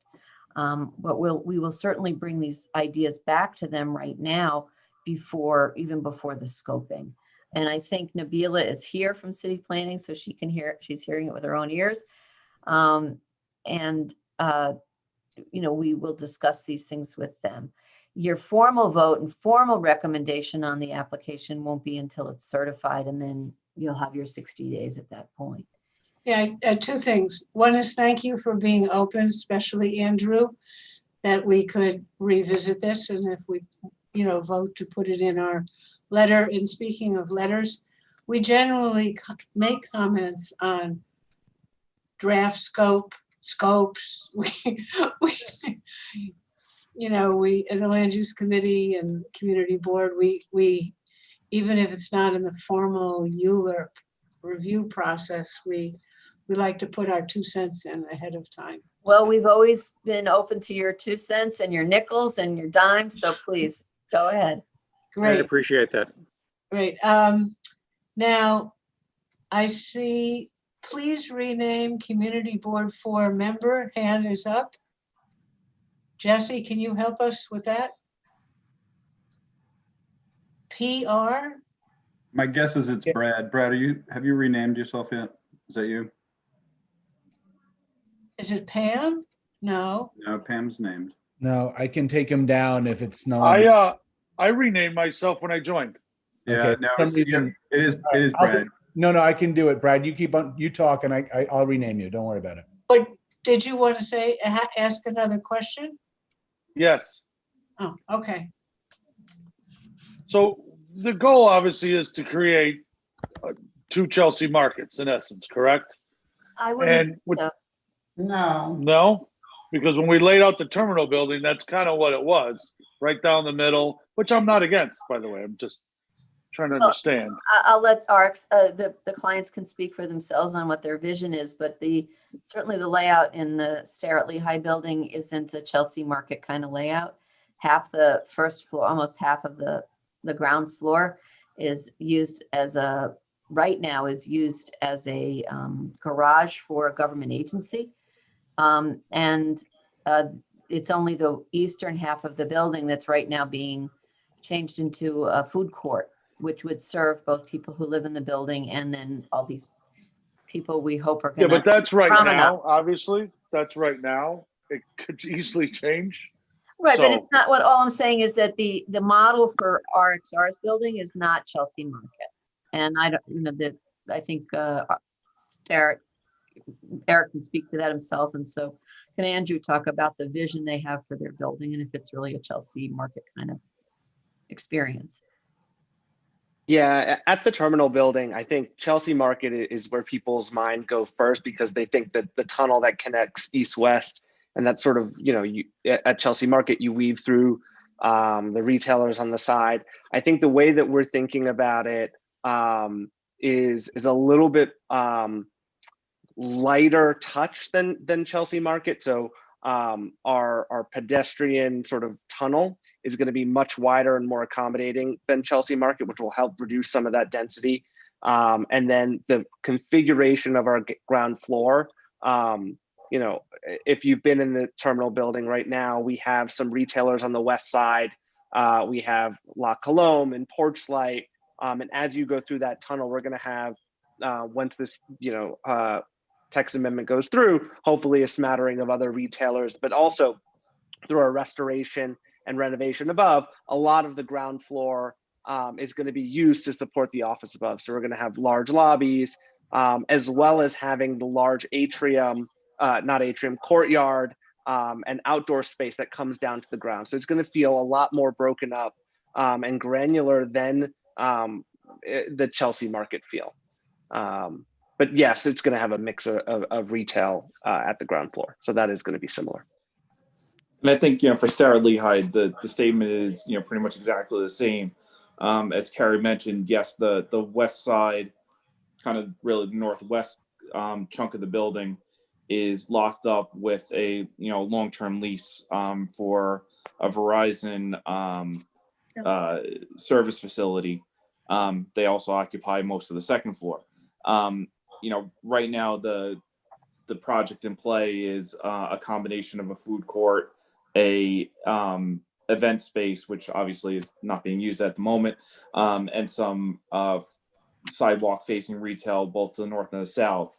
And the southern side being really earmarked for F&B at the moment. And we'll see where fates take us on the north side. But I think to Andrew's point, down the road, things could change, but I think it's also a lot about the market will tell us what's right, and the community will tell us what's right as we move forward in time. As the community evolves and matures and grows around it, we will naturally get the correct tenants onto the ground floor of the building, and we'll start to dictate and help us guide what the right answer is for tenanting these areas of the building. And then I know as you've been here before regarding the loading dock area, and we've asked repeatedly to have a flagman out there. Is there any talk to when you do the environmental of getting everything delivered in the evening or early morning? Is there any talk of taking over the road? So, because if we're adding more retail, obviously you're gonna have a lot more retail deliveries, right? So we need to address this because clearly it's the problem. Could I just for those people who may not have heard this conversation before, that we have a concern on West 26th Street because say you're walking from east to west, there are trucks sticking out into the road and on the sidewalk. And if you're walking along, you have to go out into the street and cross the street going south if you wanted to, say, get to Hudson River Park. And it makes for a dangerous pedestrian situation. So just to get everybody up to speed on what this issue is. And okay, Caroline, is this yours? Well, it isn't, I was going to steer it in the right direction, but say that both clients are very sensitive to the traffic congestion issue and the loading, and both have on their own, apart from this application, taken steps to improve the loading circumstances. We've also conducted a loading study in order to aid that venture with regard to the Starrett-Lehigh building. So some highlights of these are that Starrett had, was it 17 berths around the building, including quite a large number on 26th Street. And as we've been talking through the years, Betty, about this project, Starrett has reduced the number of loading berths on 26th Street down to 9, and they have dedicated 3 new berths on 12th Avenue to long trucks, the large trucks, and are directing that only short trucks be on 26th Street. We know that they straddle over the sidewalk, but that's a function of the fact that the building was built with loading docks parallel to 26th Street, right at the edge of the building. And that part of that dock is structural and you can't push it in. And it's also, what's on the other side is under a leasehold, which can't be changed right now, not until for a long time. I think that's why I'm bringing up the fact that maybe we should be looking at alternate delivery times. And if we're going to be putting loading docks on 12th for the big long trucks, if you're ever on 10th Avenue, when they're trying to back into the mail building, it's a complete utter nightmare shutdown. And now we're talking about going out on the 12th Avenue and shutting down the West Side Highway as they're trying to get in. I'm trying to understand this. Well, actually, and this is what I'm trying to say on environmental impact. We should be looking at some of these other items. They will be considered in the environmental impact, but I was just speaking to some of the innovations that have been done so far to try to meet this issue. And those were a few for the Starrett-Lehigh building. On the terminal warehouse, it is a warehouse building. It was constructed with lots of warehouses and lots of areas for loading on its perimeter.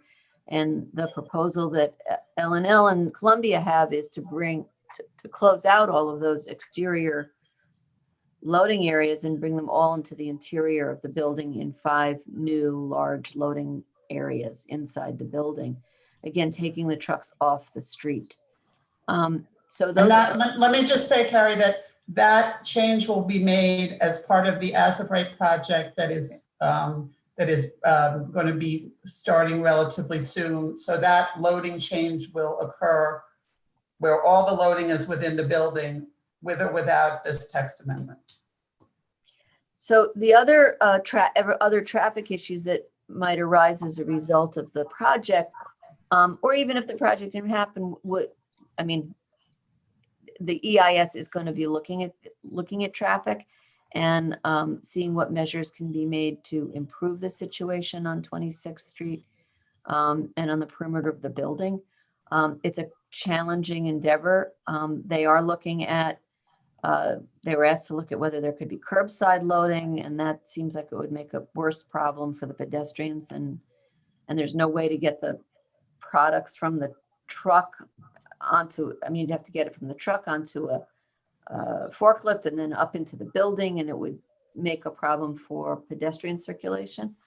But we are looking at all of the possibilities, and I know RXR is committed to trying to improve that situation. Okay, thank you.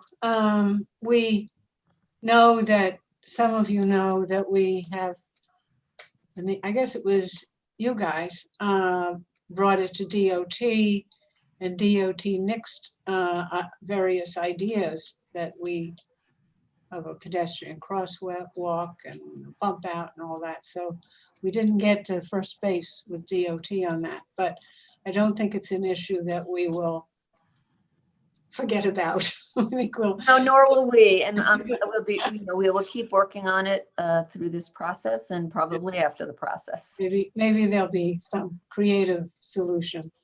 Okay, let's go. Viren, did you have another question? Yeah, just a follow-up question, if you don't mind. You have 25% destination retail cap, and it says that it does not include the existing destination retail that you might already have in the building? There is no destination retail in the building right now. Okay, but there's some retail in the building, and that will not be included in that cap? I'm sorry, what?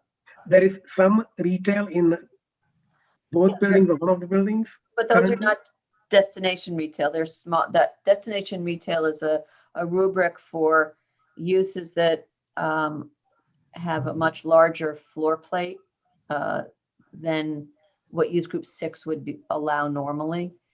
And they're not allowed in M2 districts they're not allowed in M2 districts, but we're seeking approval to have them here. Right, but the 25% cap, does it refer only to retail or destination retail? No, the 25% cap is to all of those uses that we were proposing, like academic institutions, the use group 6A, B, C, retail, use group 9, 12B, which are not retail. Those are kinds of light manufacturing uses, and includes academics and medical offices. All of that is 25%. The use group 10A is only 15%. Okay, thank you. That's a good clarification. I see, Tina, you wanted to ask something? Yes, hi. So I live on 26th Street between 6th and 7th. So as you know, on the West Side Highway, there is a turnoff onto 26th Street, which makes it, you know, a pretty active, you know, turnoff. Anyway, because I live on 26th Street, also I see pedestrians and a lot of bicycles and so forth with a large truck sitting in the middle of the street. I understand that it's a warehouse and so forth and so forth, but we're almost in 2021 and we still have what I would consider a rather dangerous situation where you have people with strollers and bicycles and so forth and so on, you know, having to make sort of compromises, if you will, in terms of safety compromises because of the, you know, vehicles in the street.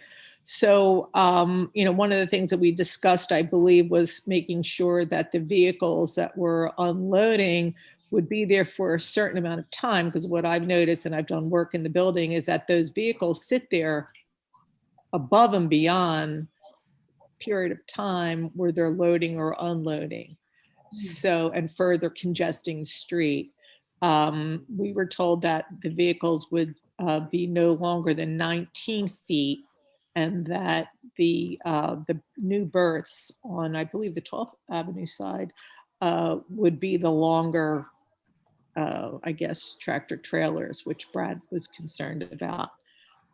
So I guess what I'm doing is just voicing a concern that during this process, the owners of the building think about and revisit the safety implications that it's not just their right of way to have those trucks on the street. There's also avenues where there are children coming and going and so forth and so on, and people going to the West Side Highway. We have asked, as Brad referred to, for a flag person. Never saw that.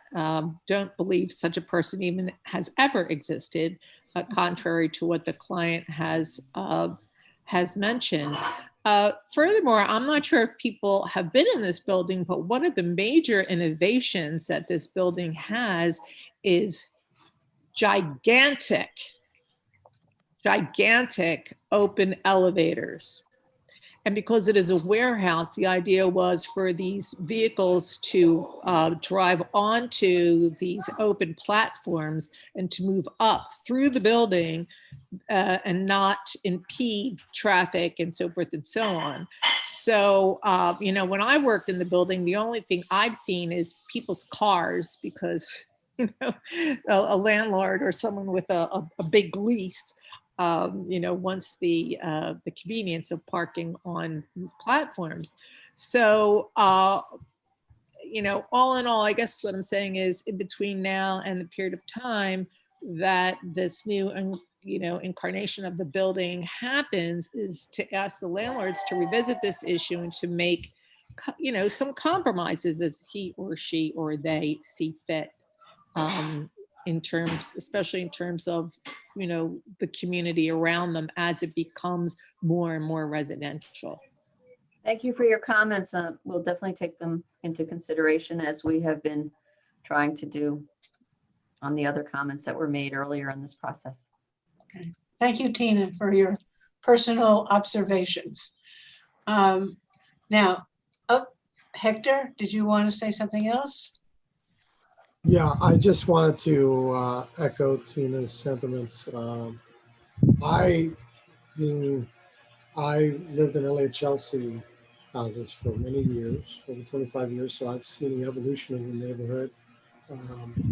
And the area around what we're discussing here basically has been a real hazard for drivers and pedestrians alike. I mean, honestly, you cannot even drive down, you can't even walk down that street during peak hours during the day when folks are driving their children to school, or even dropping their children off at school in the area there.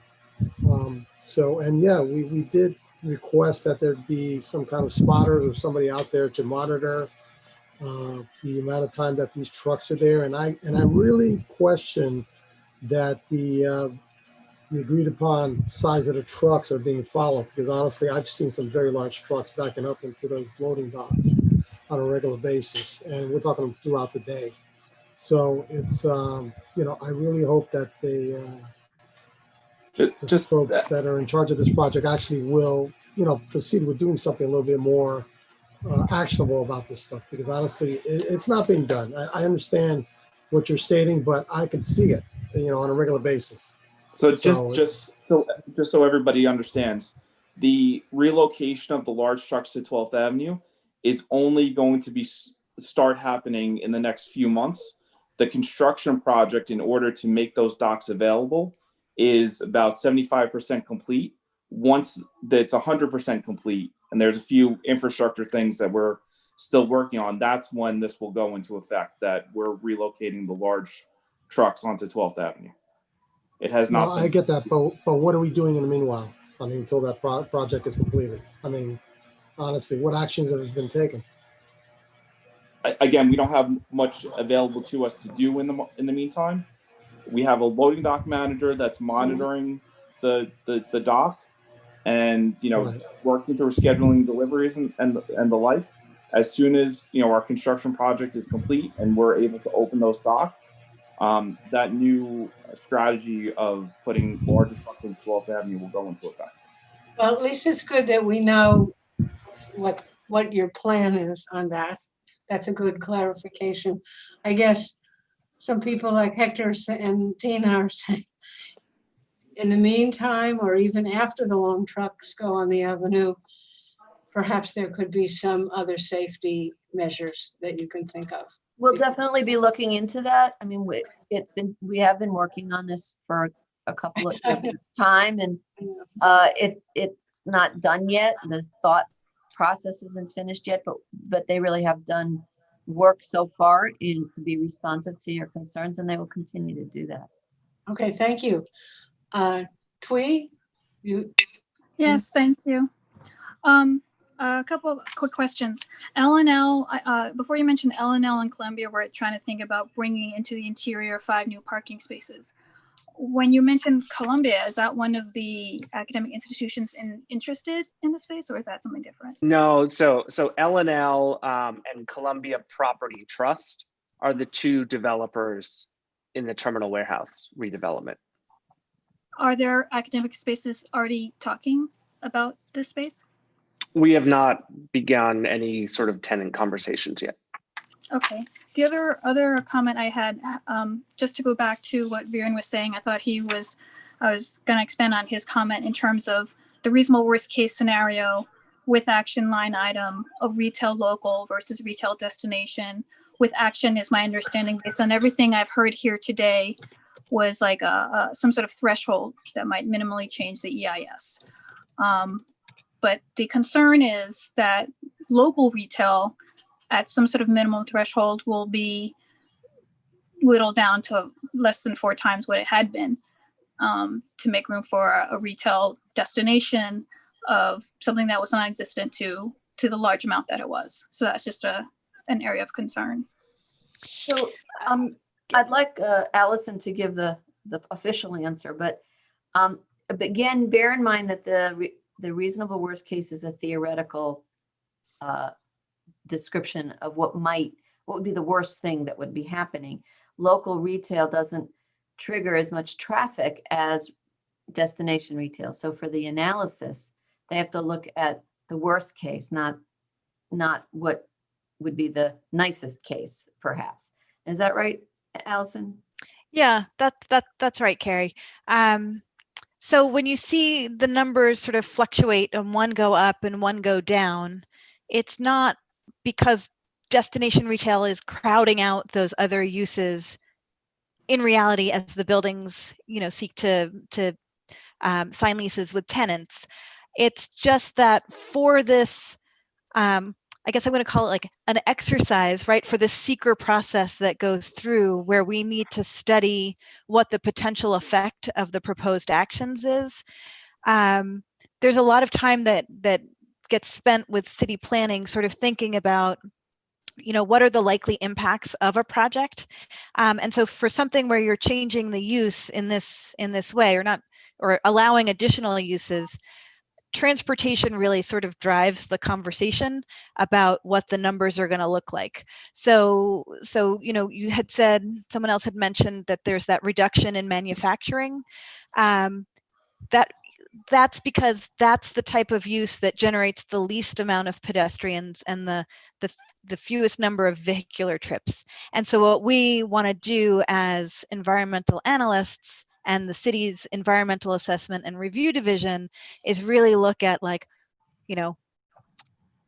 what is that full range of environmental impacts. And so because destination retail generates a lot of vehicular trips, that's the use that kind of gets pumped up to its maximum, even if in reality, that maximum isn't actually going to be developed in the building. We will then have studied it. So we've looked at the worst case. So these numbers are really, it's almost like a bit of a puzzle to figure out like this, if you blow this up, you're going to have this type of effect. And then it's okay to bring this number down, even if the reality of what actually gets tenanted in the building, it isn't going to look like this. This is just one sort of one blend that gets at something that we can carry through the environmental review process. Okay, I understand what you're saying. It's only that it seems to be still a little bit implausible if it was mentioned that there's no parking spaces near there. How could it really be a destination for more foot traffic? I mean, are you talking about literal, you said vehicular traffic actually. So if there's no parking. Right, then it might be vehicles looking for parking at garages in the area. So that would be part of the analysis. It might be people are taking taxis and getting dropped off at the site or getting picked up at the site and then heading on to another destination. Yeah. And I think that probably covers it then. Okay. Thank you. Okay. I see Paul's hand is up. Paul? Yeah, I'm hoping to go last because I have notes on what my concerns are. I want to have other people express opinions first. So Twee, are you done? Your hand is still up, but are you finished? Oh, I didn't know I needed to lower my own hand. No, Bessie just put it down.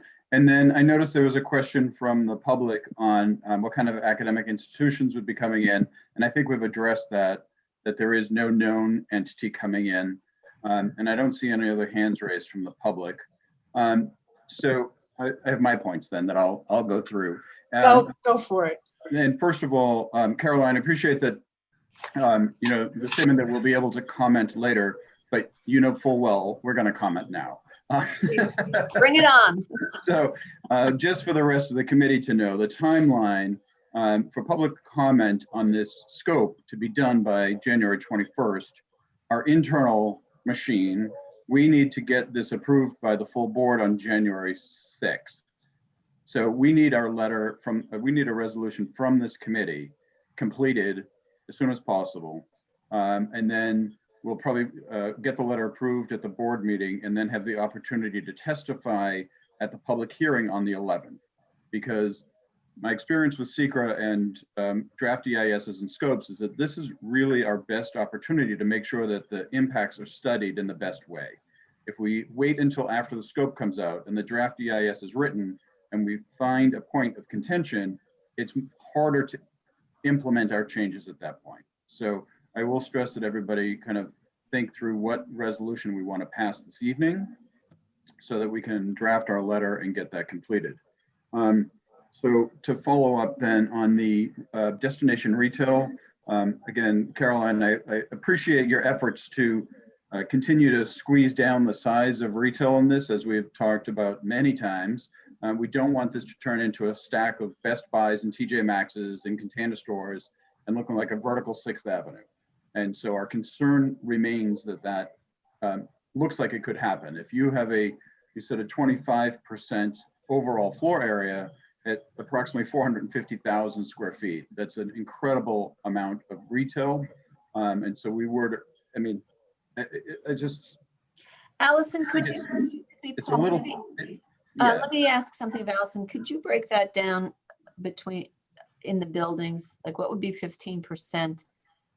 Or Eric, maybe off the top of your head, you know, 15%. It's 215% of 1.8 million is 270,000 in Starrett-Lehigh. And then 15% of 1.1 million in Terminal Warehouse is 165,000. That gets me to 435. So roughly speaking, okay. Yeah, those are roughly the numbers that are shown in the draft scope of work. If you want to see the assumptions per building, they are provided in table 1 of the draft scope of work. Right. But you know, Caroline, you did point out that when you looked at the building and said 75% destination retail. No, I never said. You in the presentation, you said you realized that 75% would cause way too much environmental impact. So it was reduced down. We know we've worked together to try to get it down. I still think that 15% is a little bit too high for this, for our concerns to be addressed. Perhaps we can limit retail to a certain percentage per floor. We can limit retail to a certain percentage of streetscape. There might be other ways for us to crack at this, but I'm still distressed to see that there's that much allowable retail. I'm glad that we're going to study it to see what kind of impact 450,000 square feet of destination retail will have on our community. And my hope is that it comes out and says that'll be disastrous and we need to reduce it. But I think that, you know, I appreciate that we've been working on this together, and I hope to see that number come down a little bit further. Okay, I hear you. On the scope area, we talk about the areas of which we'll be studying, and you talk about the streets and the avenues. But one of the things you point out is that the C&E train will be used quite frequently from, and people will be walking from 23rd and 8th over to Starrett-Lehigh. So I would suggest that we expand the analysis area to include 23rd, 24th, 25th across to 8th Avenue and not just to 10th and 11th, so that we can do an analysis of the pedestrian flow coming from the C&E trains. I think that the pedestrian analysis should also take into consideration your expansion of your sidewalk cafes. Don't do it as what exists, but you're proposing cafes on 10th and 11th and 26th, and the pedestrian flow should be studied with that consideration and whether there's room for a continuation of an 8-foot wide sidewalk and really like 12 feet so we can get a 4-foot tree pit in. So how do we make that analysis expand, you know, make the scope area a little bit larger to be more inclusive? There's no mention of any bicycle traffic, bike lanes. We're pushing very hard in this district for more bike usage, and nowhere in your draft scope of work or in the EAS did I see much discussion about bicycle traffic. And so I'd like to have the scope address that issue and where those bike berths would be, you know, city bike, and then people just regularly using bicycles and locking them up outside of buildings. So I'd like to see more of that. I'd like to see where your taxi and Uber queues would be for these buildings and how that will impact the flow. And then my other thing, I think Brad hit on it pretty well, is that the delivery, you know, we have been asking for more public safety issues flagman for many years, and we're not seeing evidence of that coming to fruition. And I understand it's a complicated issue. I also understand that you have internal issues for your truck berths, but I think we really need to find a better solution to get the trucks off of the streets and into the buildings. And that study needs to be done on how the traffic will be impacted by these large trucks on 12th Avenue, the small trucks on 26th Street, the sidewalk cafes on 26th Street, 27th Street, and how all of this is going to flow together. So I think we do have to tackle the truck berths a little bit more aggressively. Okay. That's my fast rapid fire list. Well done, Paul. Good, great. On that kind of just a detail about that, about the sidewalk use for the pedestrian flow is to calculate on what would be the actual amount of sidewalk space available after you put in the cafe, like mentioned, and put in other features like bike racks and tree pits and so on. What is the actual sidewalk you have available left over? There are probably other obstructions in the sidewalk, so don't just take a theoretical sidewalk. I see that Tina, do you have another question? Yeah, just real quick. Again, being very familiar with working in that building as a client, two things. One, I second Paul's concern about incorporating the pedestrian, I guess, I don't know, pedestrian walkways through from 8th Avenue to the building, because there's like a stream of people going to work from, the subways.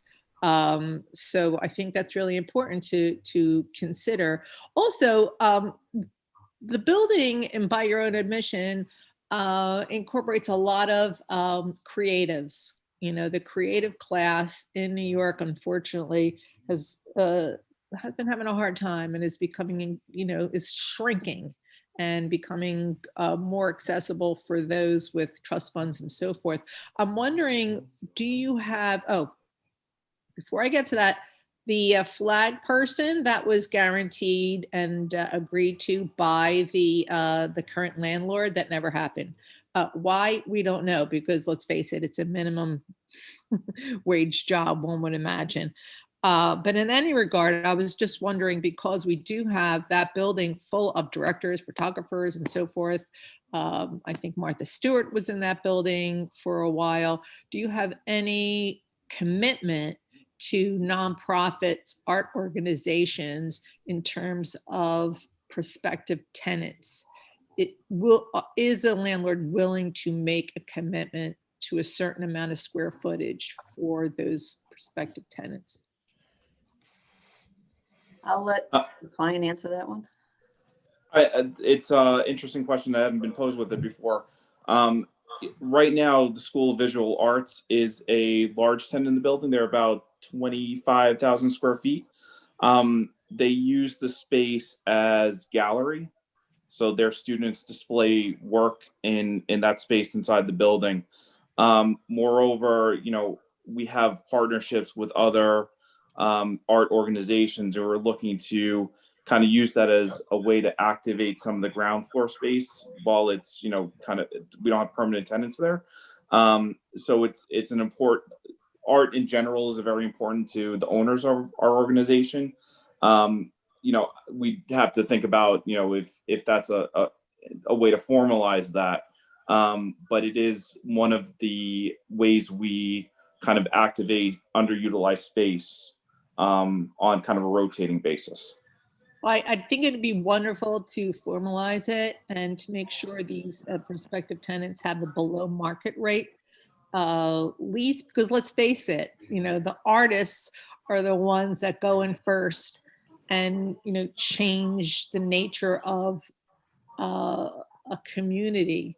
And so I think for us to say, great, the arts are great, my kids, blah, blah, blah, blah, blah, but let's put the pedal to the metal and put something in writing so that a certain percentage, even if it's a small percentage, goes to, NGOs and so forth that, cater to artists, especially considering the Can I kind of interrupt here for 1 second? I think, Tina, that's a very valid point. And I'm seeing some things in the chat box too about the usages and recommendations we might make. Keep in mind, everybody, that when the zoning text amendment comes forward for a vote, that's when we'll have a greater voice on this.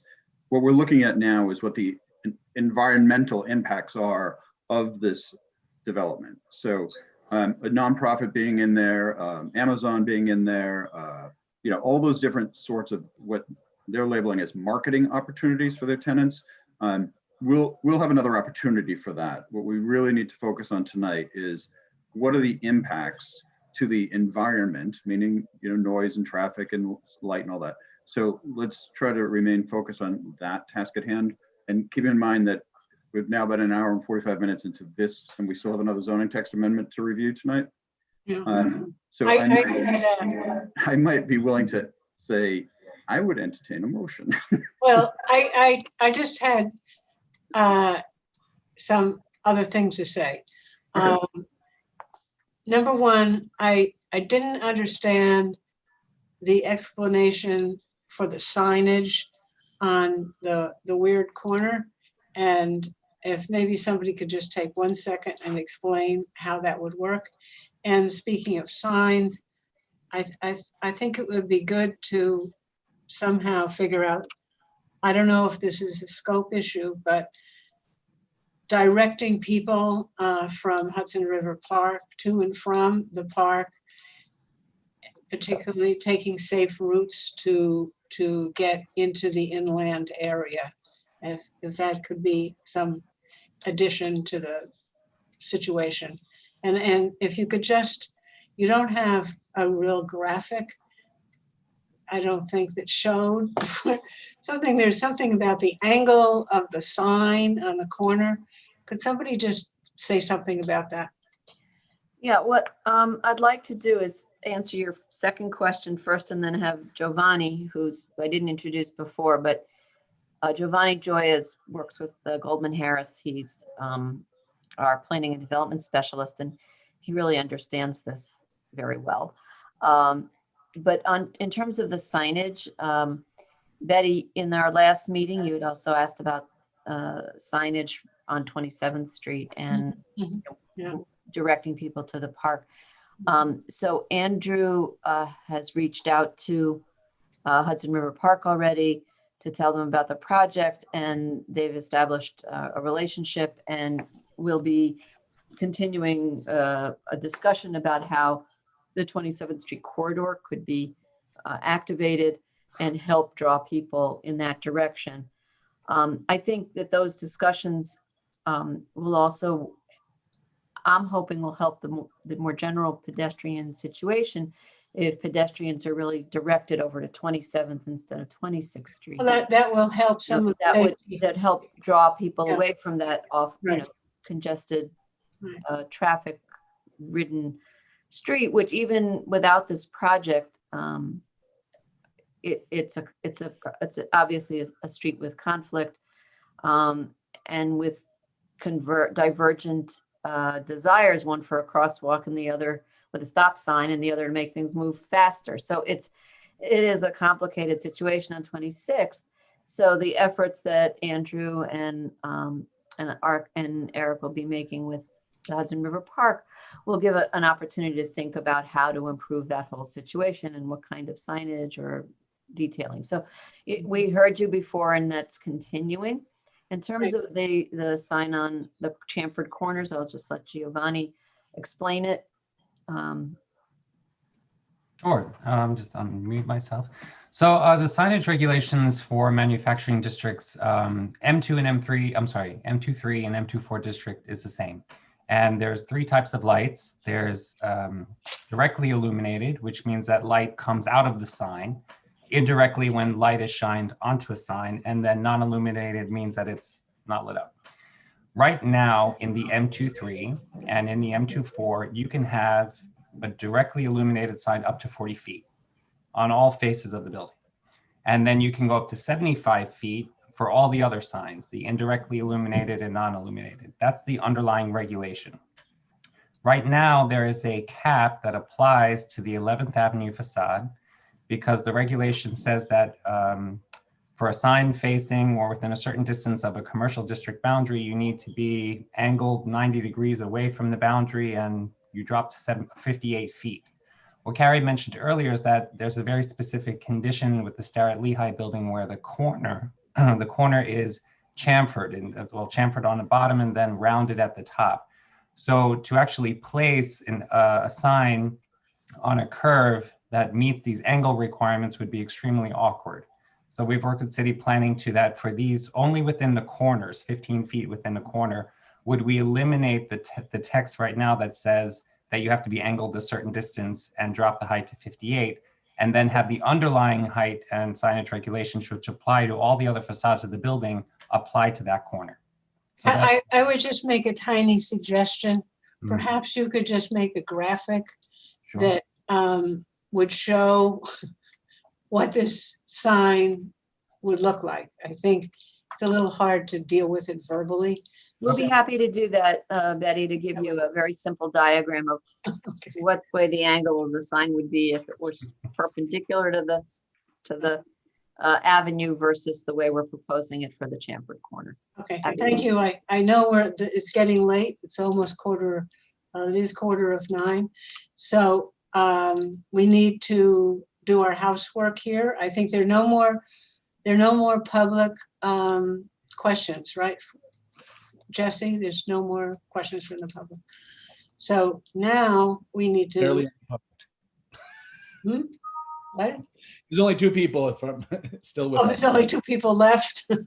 Okay. So Paul, do you have some suggestions of how we're going to proceed now with our resolution? I would suggest that we write a letter urging that the scope document is expanded to include the list of items that we've discussed tonight, which includes consideration of the 7th Avenue subway extension, the number of visitors to the building, the study of the berths and internal mechanisms of moving trucks around, the zoning text amendment. On this one, I'm not sure this is the spot to do this. Maybe we do David's point about the turrets on the zoning text amendment. We might have to come back to that one after scoping. So I'll leave that one open.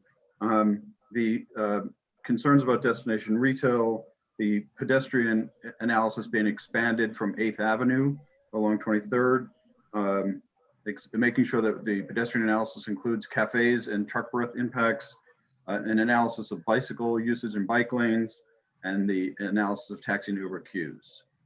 What was the last thing you just said? Taxis and Uber queues, taxis and Ubers.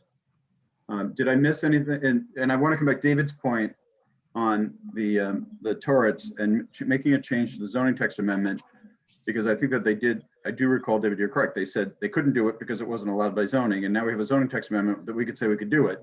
But I don't know that this is the actual time and place for us to do that. Maybe it requires another action. Well, it's possible that we could write, we could express this in the letter, and we could see where it goes. Is there any? But it's a good list. You made a good list. Also, I wanted to, Betty, one more. We forgot to study the impact of deliveries either early morning or in the evening. So timing of deliveries and location of deliveries. Yeah. Okay. Yes. Great. Thanks, Brad. Okay. How about, are there any other issues that are not on that list? And Brad, since you just spoke, I want to ask, I mean, there was something in the zoning text amendment to allow physical cultural establishments to be built as right without special permit. Is that something you wanted to tackle at this point too, or are you okay with it the way it is? Brad's not laughing. Okay. You know I'm not laughing. We don't hear you. Oh, you're muted now. So are there any other issues that I didn't capture that people feel should be in the letter? Not seeing anything. So Betty, do you want to call for the motion? Okay, at this point, can we just go with this list? And then probably Paul and I will ask some members of the committee to help us. We might need some members to help us write the letter, but I'll go over the list again, include seven, you want to just say the list one more time? Do I need to? I thought that was the summary enough. Okay. No, I think everyone's got it. Okay, everybody's got it. So I don't think as chairs we make motions. Somebody else has to make the motion. No, we can do it. Okay, so I make a motion. No, you should not do the. Oh, I should not I'll make do the it. motion. I'll What? make a motion to incorporate all those requests that they be included in the scoping document. I second it. Okay. Viren. So how about, can we just raise your hand if you agree? Aye. Hand raised. Hand raised, Mike. Okay. Okay. Brad, you raising your hand? Hand raised. Okay. Twee, you raising your hand? I had and I put it down. Okay. All right. So I think that's unanimous. Okay. Is there anybody in opposition or P&E? No. Okay, great. Thank you very, very, very much. Everybody brought up great topics. And now we're going to move on to flood resilience. Carolyn, Alan, and all your team, thank you so much. Appreciate all your work on this. Oh, yes. Thank you, Have a good team. night. Team. Have a good night. Have a good holiday. Our pleasure. Thank Good you night. Bye-bye. for your time. Thanks for your time and your thoughtfulness here. Thank you all. Okay. Paul is going to. Jesse, could we get a copy of the letter when it's prepared? Of course, Thank Caroline. you so much. No. Yes, of course. We'll have you copied on it. It'll be posted. It'll be posted the Friday before full board, which is going to be a little tricky with the holidays, but we'll have it. Okay, great. Thanks so much. Happy Thank you, holidays, Caroline. everybody. All right. Bye-bye. Safe and healthy. Bye-bye. So Paul's going to kick off the DCP proposal. Nabila, great to see you. You're hanging in there. Another late night for you with us. Glad to be here. So as I emailed everybody today, this is really an opportunity for us to kind of revisit all of the issues that we've had before. We'd like to get the letter completed so we can submit it. Betty and I have attended a number of meetings on this, including the Manhattan Borough President's Office had a meeting with a number of different community districts across Manhattan. And so we met with land use chairs and chairs of other boards and all of that, and really have gone through this in a lot more detail and have a much better understanding of what this all means to us. The mapping shows that there's a great portion of the West Chelsea Historic District and the Extension District are really underwater in these things. So we had a great concern about historic district issues. Our special zoning districts like Special West Chelsea District, and also taking into consideration where I met with Hell's Kitchen land use, which isn't as greatly impacted as Chelsea land use, but it does have an impact on the special district for Clinton. And so all of this is encompassing a position that we need to look at this from a citywide perspective and not necessarily the nuances of our particular blocks and streets. So what came out of our meetings with the borough president is a list of recommendations that we can incorporate that I think will tackle our big issues for us. One is in the historic districts, the thought is that LPC rules will supersede flood resiliency. So this zoning text amendment, anytime that a property owner in a historic district applies for flood resiliency measures, the LPC would still supersede that. So the LPC will regulate any work done on private properties within historic districts. So we have less concern about that. But what we'd like to propose is that within historic districts, anybody applying for zoning resiliency function, flood resiliency opportunities requires a special permit. so that we'd make sure that we get a bite at the apple on that. Equally, in the special districts, specifically the West Chelsea zoning district, the zoning resiliency measures would supersede the special district, meaning that somebody in a special district could apply for something and the special district regulations would not override any resiliency measures they're putting into place.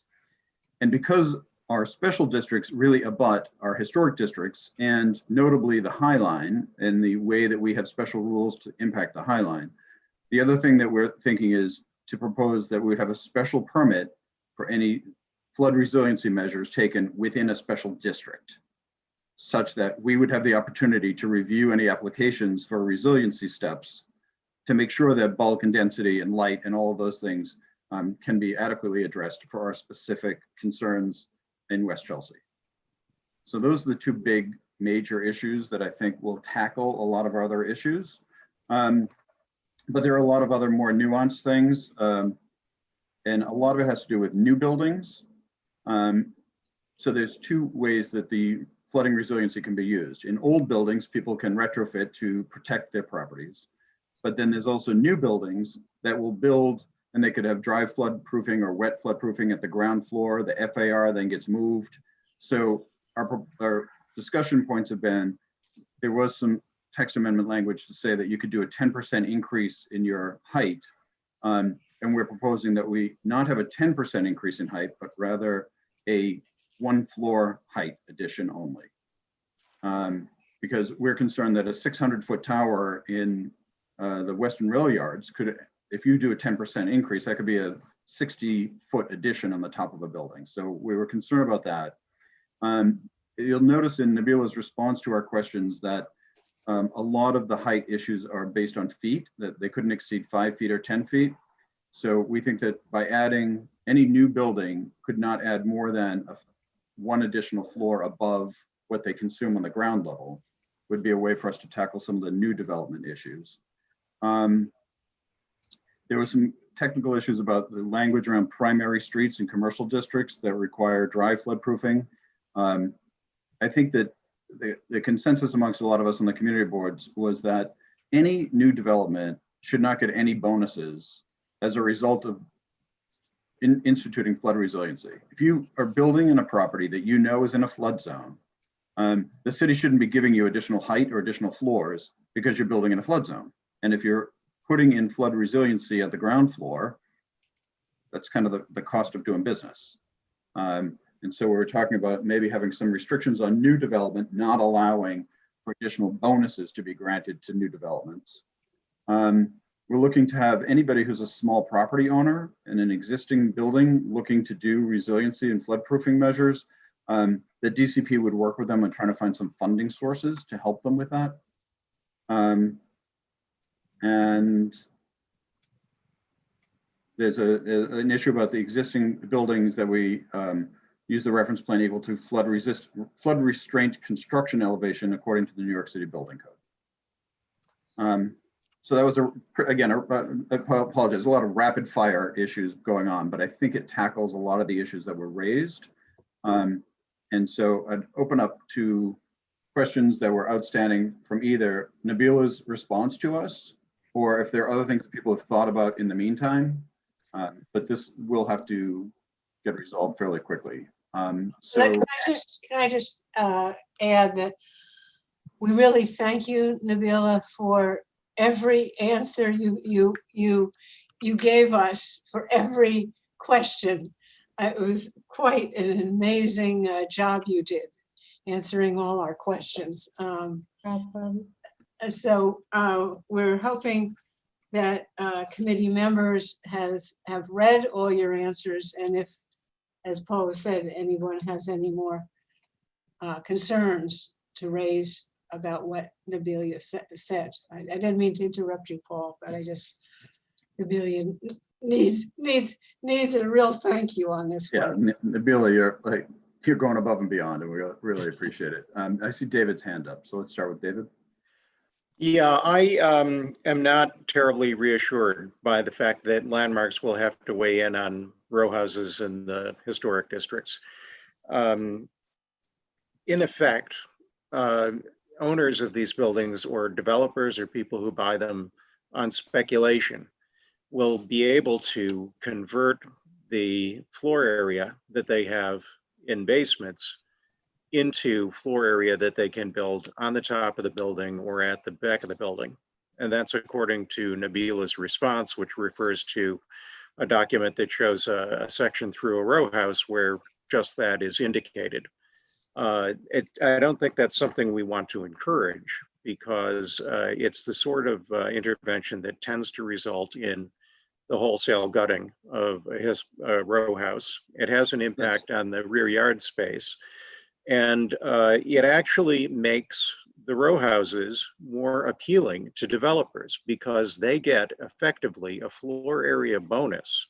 They no longer have to count the basement effectively, and that basement space, which isn't worth a lot, can become penthouse space, which is worth a lot. And But David, I think that's but the point, and I appreciate this, but the reason that we're suggesting we institute a special permit policy for historic districts is that we could then have the opportunity to stop that from happening. That's the point of requesting a special permit in a historic district when someone's applying for zoning. How would that function? How would it be different from the way we review them in the case of anything that has to go before landmarks anyway? The special permit is a different approval process. We would then have, if someone's applying for flood resiliency measures utilizing this zoning text amendment, and we ask for, within the zoning text amendment, that a special permit be required to utilize flood resiliency within a historic district, it requires a special permit. It would go to the department, it would go to City Planning Commission. It'd be another layer of involvement, not just LPC. Sorry, Right, but can I jump in here for just sure. a second? I just want to clarify that this rule exists today. A row house in West Chelsea can do this. This is the existing rule, and what's being updated is that this can now apply to the 0.2% annual chance floodplain, so it's been extended, the applicability has been extended, but this provision has existed since 2013. Has it existed as a temporary provision? Yes. So the 2013 flood text is expiring soon, which is why we have the zoning for coastal flood resiliency proposal in place now to make those rules permanent, as well as refine them and expand their applicability. Yeah, I mean, one other way of handling this that I had thought of, and this also goes to the special West Chelsea zoning district. And, you know, in response to our question about that, you wrote that the analysis was prototypical and did not assess specific locations. You know, if you look at the special West Chelsea zoning district, there are all of these diagrams that show height and setback requirements, often that have to do with the high line, which is not going to raise and lower along with, you know, the floodplain that we're talking about. And I'm wondering if there might be a more nuanced way of dealing with this, and in the special West Chelsea zoning district, to encourage people not to build right next to the High Line. There's a provision called the High Line Transfer Corridor, where people can effectively sell their air rights to a distant location, to a preordained receiving site. And you know, it's similar to what's happening with the air rights over the piers that the Hudson River Park is selling. They don't build right on their piers, that wouldn't be appropriate, but they can sell to sites across the highway. I'm wondering if, as an incentive to owners of these historic row houses to flood-proof their basements, we instead allow them to sell that FAR to a receiving site off-site, so that they're not encouraged to build a rooftop addition that effectively is going to mean they're gutting the building and just leaving the facade, which Landmarks is only too happy to allow to happen, because they'll say, well, zoning allows it. And it's like a pop fly that ends up falling between two outfielders, and, you know, preservation ends up being the big loser. Is that something we could talk about doing to make this work better? like, a development rights transfer.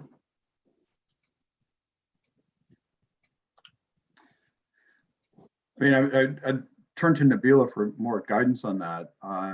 My impression is that, and correct me if I'm wrong, but David, your assumption that they can add on to the tops of these buildings doesn't seem legitimate, because LPC does not allow any visual aid from the street level on a historic row house. But the concern about pushing out the back is I think more of a concern of mine to share with you, that those backyards could be consumed by floor area space, reducing green space and open air back there. And so could we then create a transfer of rights from historic districts, or even would they have to stay within the district? I don't know that. I don't know the answer, and I don't know that this zoning text amendment gives us that opportunity to do that, so much as we might have to follow another course. But Nabila, what are your thoughts?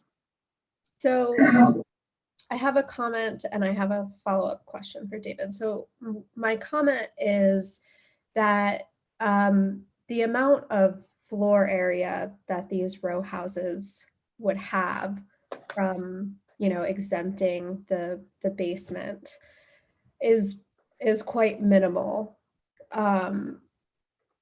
Typically, floor area transfers happen when you have a significant amount of floor area available to transfer offsite.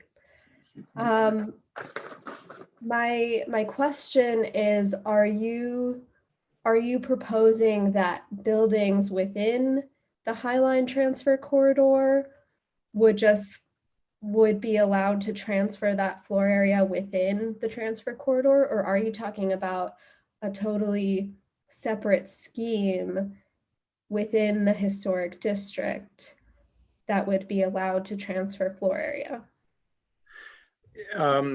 Well, right now in the Special West Chelsea Special West Chelsea zoning district, which is separate from the historic district, there is a provision for transfer instead of building right near the High Line, you can sell your air rights to a receiving site. And I'm not sure if that receiving site is also within the district. I think that it is. It's within 100 feet. It's within the district and within 100 feet. It is limited. Right, in So remote locations. You want to apply that model to the row houses in the historic district. Is that what you're saying? Right, since that kind of already exists as a function, I thought maybe we could also apply it. Well, first of all, also apply it within the Special West Chelsea zoning district. And Paul, I had sent you a link to the district's document. I don't know if you can bring that up on screen, but I had mentioned. I don't have the share screen ability, but I've read it. Yeah. There are just all of these zoning diagrams that show buildings that could be built right next to the High Line and how their height pertains to the High Line. And there are also bulk regulations that cite the standard building heights along 10th Avenue. It's all very deliberately and carefully worked out, that whole Special West Chelsea zoning district. And to simply say that, the analysis is prototypical, well, as a response, that tells me that it doesn't really work well for the Special West Chelsea zoning district. And there are a lot of height limits and setback limits that we're going to want to keep right where they are.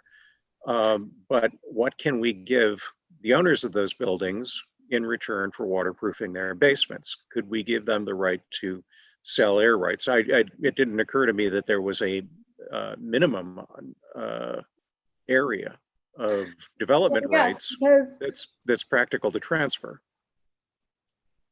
Well, it honestly, the transfers are happening sort of at market rate. So if you only have one floor of floor area to really transfer, I think it's going to be, it just doesn't seem like a realistic mechanism for that.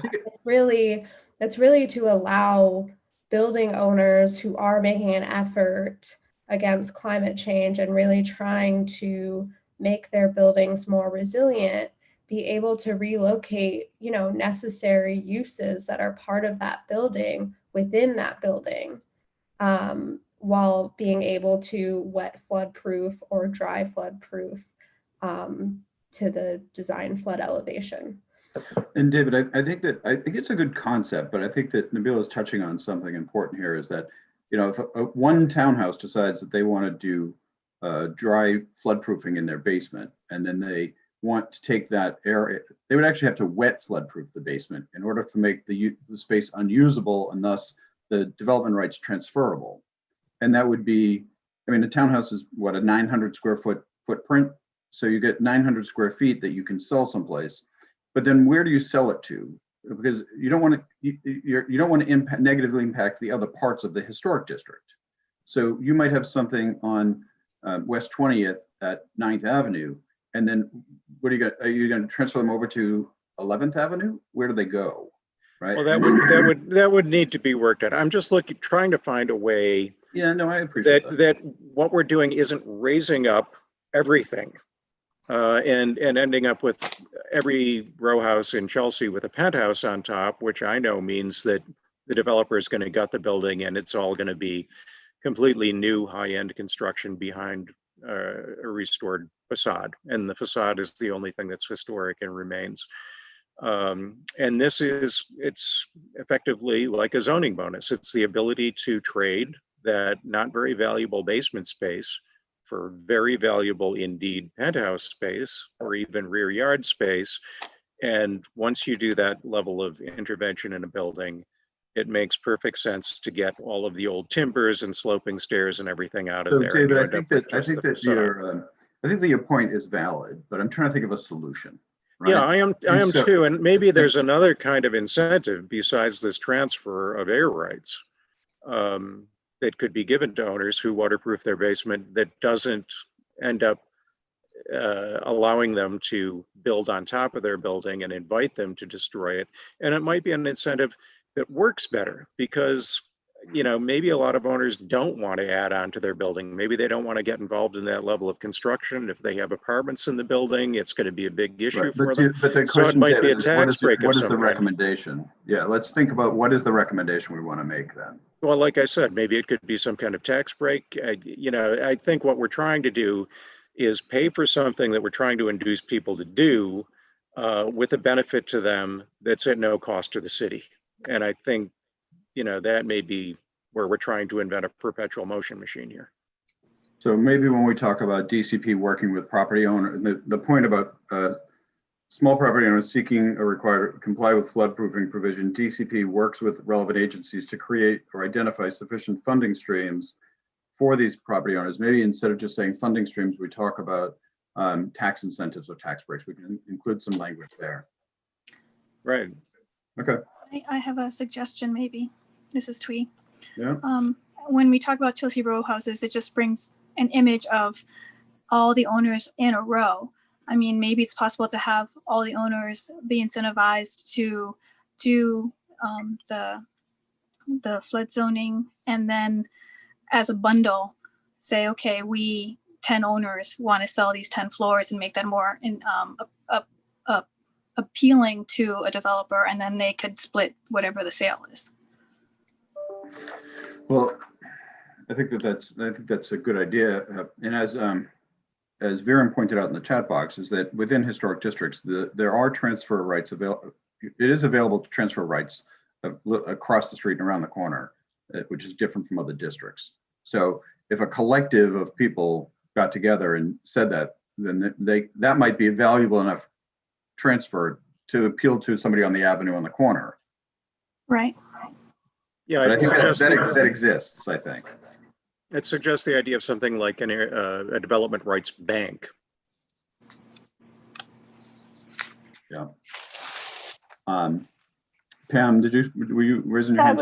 I was wiggling my fingers there, but I couldn't find the. Okay. I found it. Yeah. Just what you're talking about. But there, if that was a possibility, there would no doubt be speculators who would be willing to purchase and store from individual townhouse owners and just store up, and they could store up forever.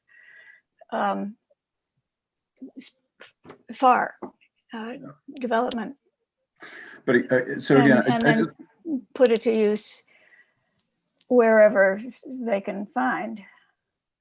And I think that this is a good conversation, a good thought process. I don't know that a citywide zoning text amendment on flood resiliency may be the best spot for us to be tackling a development bank for transfer of development rights from historic districts to other parts. And I'm not sure how else we can make a recommendation for this particular zoning text amendment. And David, your point about funding, like tax breaks, is a good, like we should definitely include that in our letter of recommendation. I don't know how we can do this development transfer though. But Bert, you had your hand up, and did you want to address this particular issue, or did you have another issue to raise? I just had a question. It had nothing to do with landmarking. So ask it. Oh, okay. Completely different subject. I just want to thank you, Nabila. This is just very impressive, all your answers, one right after another. Thoughtful, taking us right on, addressing each one of our questions. I have a very simple question. It's just a clarification. It's a question about housing authority and will it be treated as a whole or parts? And your answer, and I have it in front of me, buildings within zoning lots. So I just want to know, you call it a campus, I call it, it's the development there. Is that one zoning lot? Does this answer the question? So, yeah, that's a good question. So the NYCHA campuses, they do have separate zoning lots. So I think if you look at like Fulton Houses or Chelsea Elliott, there are separate lots, but it depends actually, because certain campuses are considered one full zoning lot. So I can double check to make sure how many. Because our question was addressed to make sure that, say, when we don't want to use the word privatized, but when there's a change in administration and management of the development, the new people don't say, well, these 3 buildings in this corner, because they're in the flood zone, we'll put all the new improvements on and get some credit for that. But the other ones we'll forget about. We want to make sure it happens all at once, all or nothing, all buildings or no buildings. So I believe that an entire NYCHA campus would be considered holistically, but let me double check. I got caught in the zoning lot, because we weren't talking about zoning lots. We were talking about a whole development. Right. Okay, thank you. Yeah, Nabila, I'm sorry, just to piggyback off that. On the NYCHA campuses, I mean, hopefully the plan is as you had mentioned, the plan is that management would be private, well, semi-private, depending on the situation. But the lease, it would be leased to them, the buildings, but the land is retained by NYCHA. So that's kind of a weird situation there where they're still responsible for the land. NYCHA still owns it, but the buildings and any new buildings that do go up on certain lots will be retained, will be managed by the new possible private or semi-private or nonprofit, whatever the case may be, management. So it's kind of a weird situation. So I don't know if that adds a new dimension to what you need to look at, or to get an answer. And, right. And this is purely speculation because this is not going to happen right away. We're talking about a year, 2 years down the road. So. Right. No, I understand. And because NYCHA still, is technically the property owner, they do have authorization over this, even if there's, a private building manager.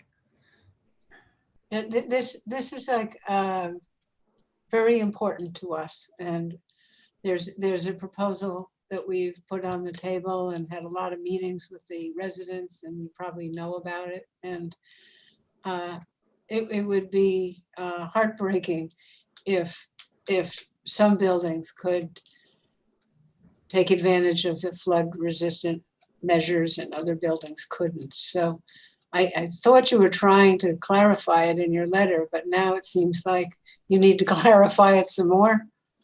Well, I just want to make sure for these specific campuses,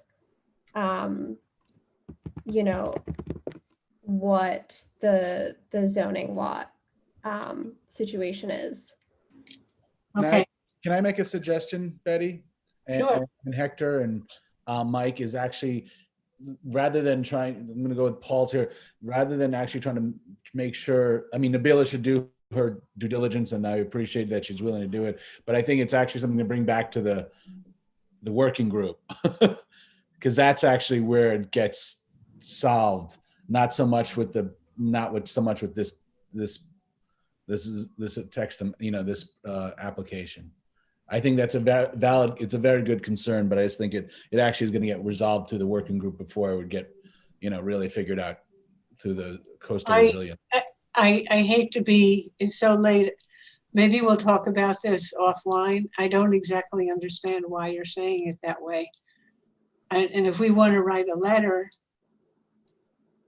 maybe, and it's not totally resolved, we need to write our letter right away. So, you know, maybe we I'm not saying you shouldn't write the letter. I'm just saying the specific point about the NYCHA zoning lots. I was just saying I'm not saying you shouldn't bring it up in your letter tonight. I'm just saying in terms of getting it, the real fix, I think, would be making sure NYCHA is aware of this issue. Although NYCHA must be aware because you raised it in your letter, right? There must have been other community boards that have raised this issue of campuses. Yes. Can I just clarify a couple of things very quickly, if you don't mind? NYCHA zoning lots, generally known as super blocks. Sometimes the development might have one or more zoning lots or one or more super blocks. Fulton House is an exception where you actually have normal street block becoming a super block, but very often it combines more than 2 or 3 blocks into one larger zoning lot. So that's where the confusion comes about. So the correct sort of term to use would be super block.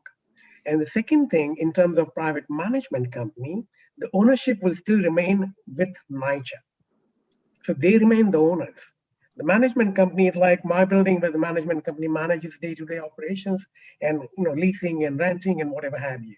So the ultimate responsibility, technically speaking, would still lie with NYCHA. Right? Yeah. So in case, and what happens with the management issue also, if you have one super block with 6 buildings, only 3 buildings would agree for a shift over to management. That is possible. It's happening Far Rockaway on NYCHA development sites. The other 3 buildings still remain under NYCHA's management. So that kind of a condition will be happening across the city and can happen in our district as well. And even in that case, because NYCHA is the property owner, they would, even if it's only those 3 buildings that are under the property manager, but those are the ones in the flood zone, all 6 buildings could use these options. And NYCHA, you know, as the property owner, that's NYCHA's decision, not the property manager. That is correct. The only clarification I need to make for your question is whether Fulton is considered one zoning lot or if there are separate zoning lots for Fulton. I believe it's one, but I just want to double check. That's also, I'm sorry, as far as the zoning goes, we're talking about Elliott Chelsea as well, because there's a little confusion there as well, because sometimes they're considered 2 developments, even though it is one. It's very strange. I think Maren has some special knowledge of this. Yeah, anytime you have a typical DOT on traffic street going through, then it is 2 separate zoning lots. Only time when the street is demapped, in very few cases, Fulton houses have multiple zoning lots. Chelsea has at least 2, if I'm not mistaken. The 2 super blocks combined together into one development. Fulton is an exception, like I said, that single block surrounded by 4 streets is a single zoning lot, and they have multiple blocks. But with Elliott Chelsea, there's a spillover from Elliott on the 26th side to 25th side, and which shares the block with Chelsea. So, So the it's an question, odd situation. the question though is, do we want to propose that entire campuses, whether we call them zoning lots or super blocks, the entire campus can qualify for the zoning resiliency if any portion of the campus is within a flood zone? And do we want to make that clarification, or do we want to allow NYCHA to say, this building that's outside the flood zone doesn't need the flood resiliency, this stuff that's in the flood zone does utilize flood resiliency? Which side of that do we want to take? Personally, I think it should be the whole campus. Yeah, I would say the whole campus, the whole Whole development. campus, definitely. All right, so everyone's, so that's, so. One building should be privileged. All right, so the consensus seems to be that we want to add language in to make sure that NYCHA, if any building in a NYCHA campus utilizes flood resiliency measures, that every other building within that campus is eligible for the same resiliency measures. Yes. And so getting rid of the zoning lot, super block, we can call them campuses. Is that an acceptable term? Yep. Hector, I can't see your head. They- Nodding. Yes, yes. Yeah, okay. Yeah, definitely. I believe so, yeah. Technically, if you want to use NYCHA's term, it's called development estate. And that combines every EST. Yeah, a development Or estate. simply a development, the whole development, and that will do the job. That's a very English term, estate. It is estate. Well, That's what this is social a- housing is called in Britain, estates. Yes. Estates, yeah. Well, So no. Nabila, will that, Yeah. if we use the word NYCHA development, is that adequate? Yeah, that's fine. Okay, thank you. All right. I'm glad that this was brought up and discussed. Great. All right, and then Nabila, do you want to, this notion that we've kind of combined with some other community boards on is getting special permits within special zoning districts and within historic districts as a way for us to be more involved in the decisions that impact bulk and height and historic impacts. Can you express any thoughts on that process that might help us? I mean, what I will say is that this is already an existing provision that exists today. So any building that's in the 1% annual chance floodplain in CB4 today can utilize the height allowance in order to make their building more resilient. And what I will note is the way that the current proposal has refined this is that in certain instances, we actually found that the existing rules have created a few loopholes where buildings can actually take advantage of the height allowance without actually floodproofing below the design flood elevation. So that loophole is being closed as part of this proposal. So the only thing I'll say, and you know, as a community board, you can recommend whatever you feel is appropriate. But I'll just say that, you know, these are existing allowances, and essentially your support or disapproval of the proposal is understanding that if you support the proposal, you are then just agreeing to the terms of, you know, buildings can increase their height by 5 or 10 feet if they dry floodproof or wet floodproof below the design flood elevation in order to meet, you know, building code requirements and to make their buildings more resilient. But I don't want to necessarily comment on the community board's right to propose a discretionary action here for further review. I tried. I think that to go to David's point about the Special West Chelsea zoning district and the historic districts, because this is a citywide zoning text amendment, that in order to have an impact on the bulk and height within the Highline District particularly, one of the thoughts is that if we put this in for a special permit, then we'll open up the opportunity for us to have more opportunities to speak on what measures somebody might take within those districts as they utilize flood resiliency. So that was the thought process behind requesting that we add special permits to any implementation of zoning flood resiliency within either a special district or a historic district. And that would give us that chance. Because David, I can't think of another way of trying to make sure that we protect these historic properties, make sure that property owners are able to put in flood resiliency measures and still preserve their historic character. And yeah, I'm just concerned that we might end up getting overridden. That, if we didn't provide the permit that was requested, or that the owner or developer would just go back to the city and say, look, this is as of right.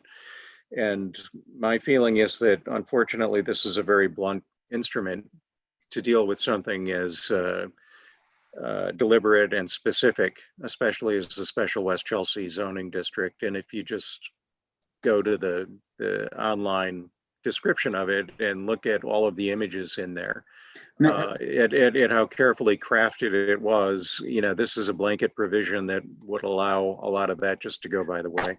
Correct. And right now, the way the zoning text amendment is written is that there is nothing to be said in a special district. Zero.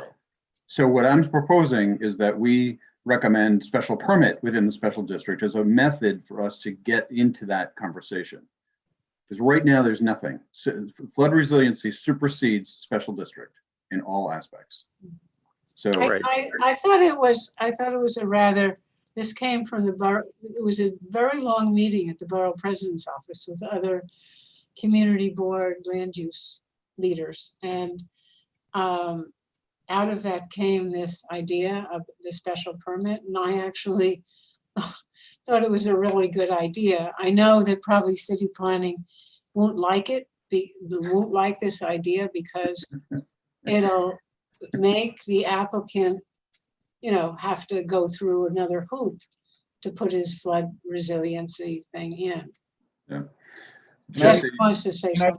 I don't mean to jump the line. I just give a point of reference. So just for a point of reference for the Special Clinton District has a provision in it, right, that requires a special permit to be filed and approved for a demolition within the preservation area.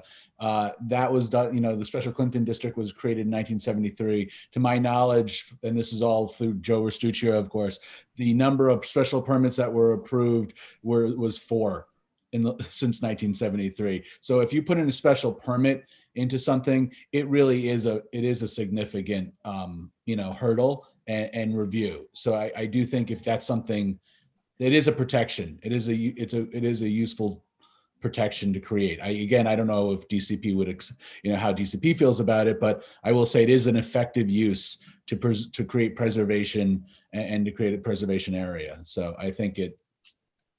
Oh, thank you. Was that 4 out of 4? That's a great question. You have to ask for the details on each of those. He can tell you the building owners, the properties, the building owners, where they came from, who their brother is, right. All of that. So. All right.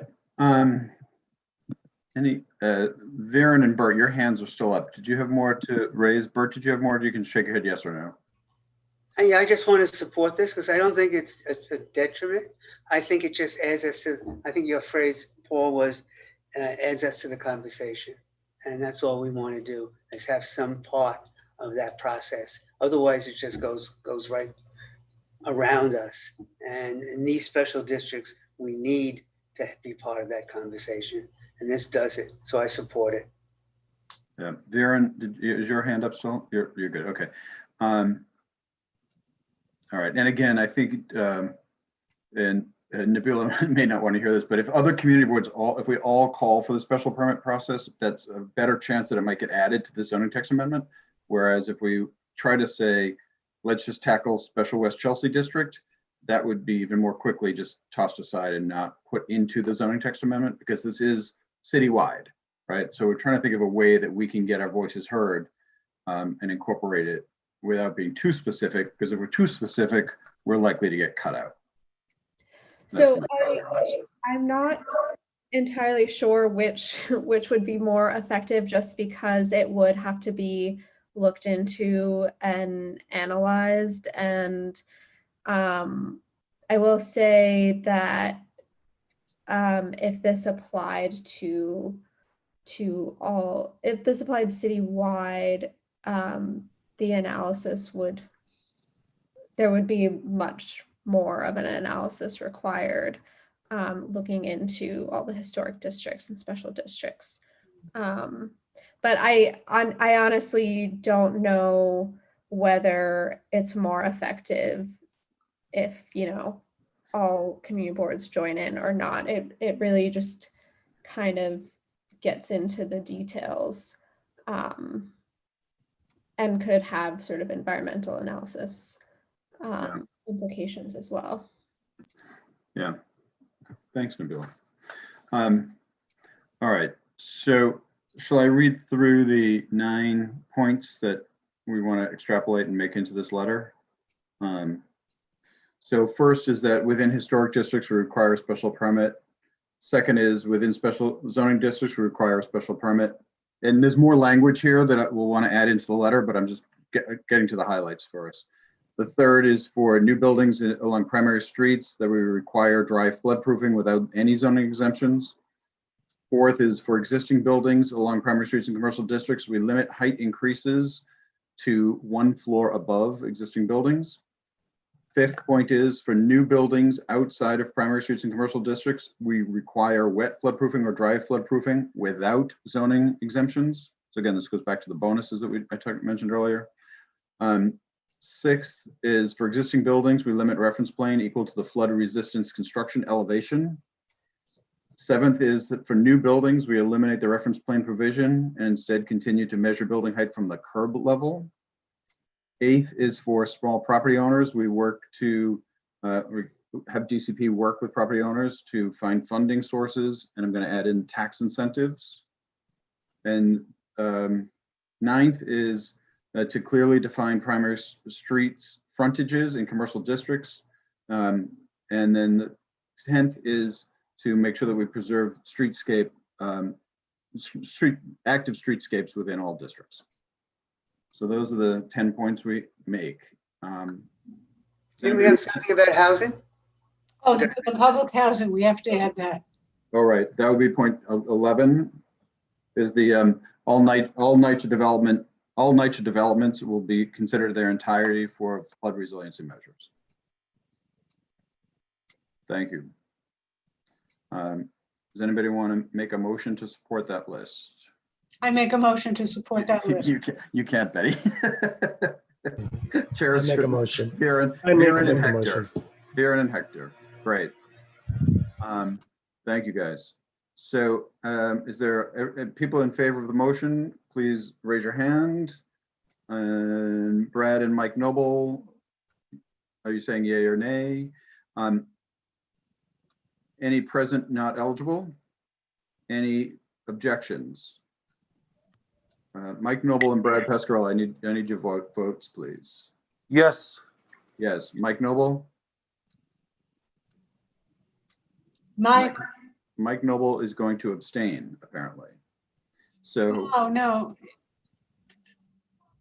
Maybe he went out of the room for a minute. Yeah, maybe he went out of the room. Well, he's abstaining from his vote then. It's like if we were at the committee room and he walked out, he can't vote. We have quorum and we have enough, so we can do it without him. All right.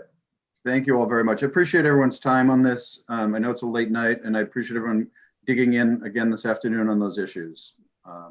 We've tackled a lot. Thanks again, Nabila. Nabila, you're our heroine. Take care. Everybody have a great holiday. Happy Good holiday, everybody. holidays. Good night. Safe. Be well. Happy you. Stay holidays. safe. Take care. Bye-bye.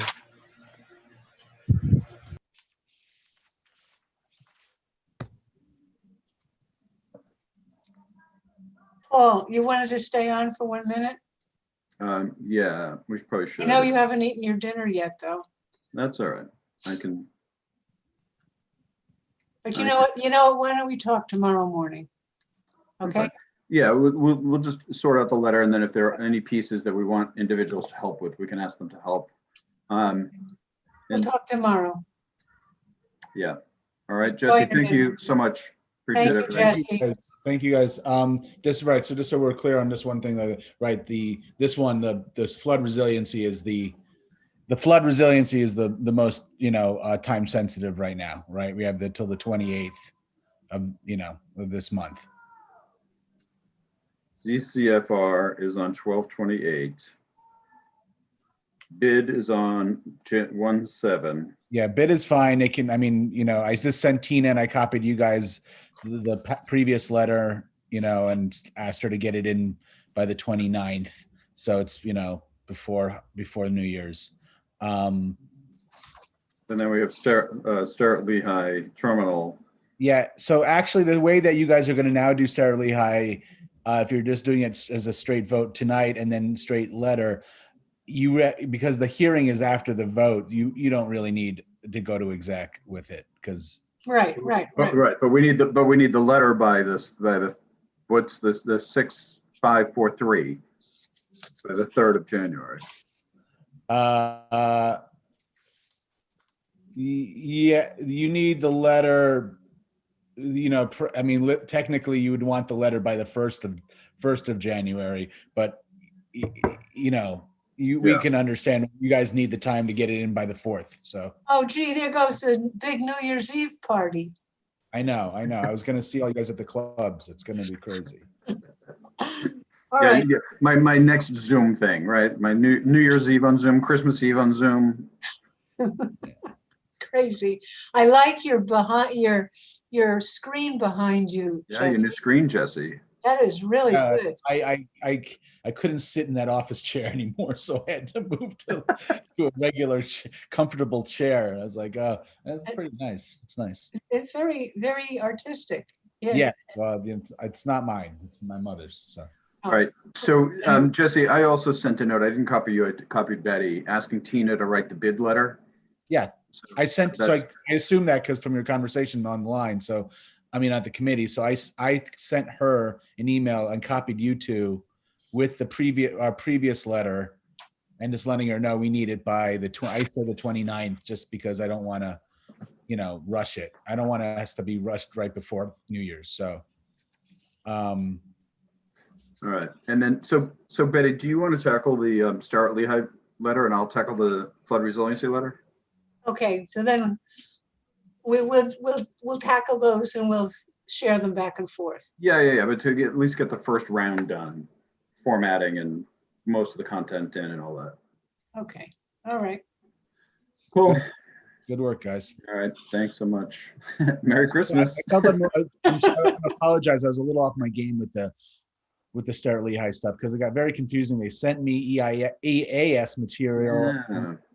They put in the study for the EIS in a bunch of other documents, so I didn't see it at first. So I would have definitely pulled that out. No, it's fine. And they're also she's like, oh, you don't even need to comment right now. It's like, oh, come on, don't play that game. This is Community Board 4. We're not going to miss a chance to make a comment. Comment on draft scope. Yeah, no. Anyway. All righty. Okay, take it easy. Take care.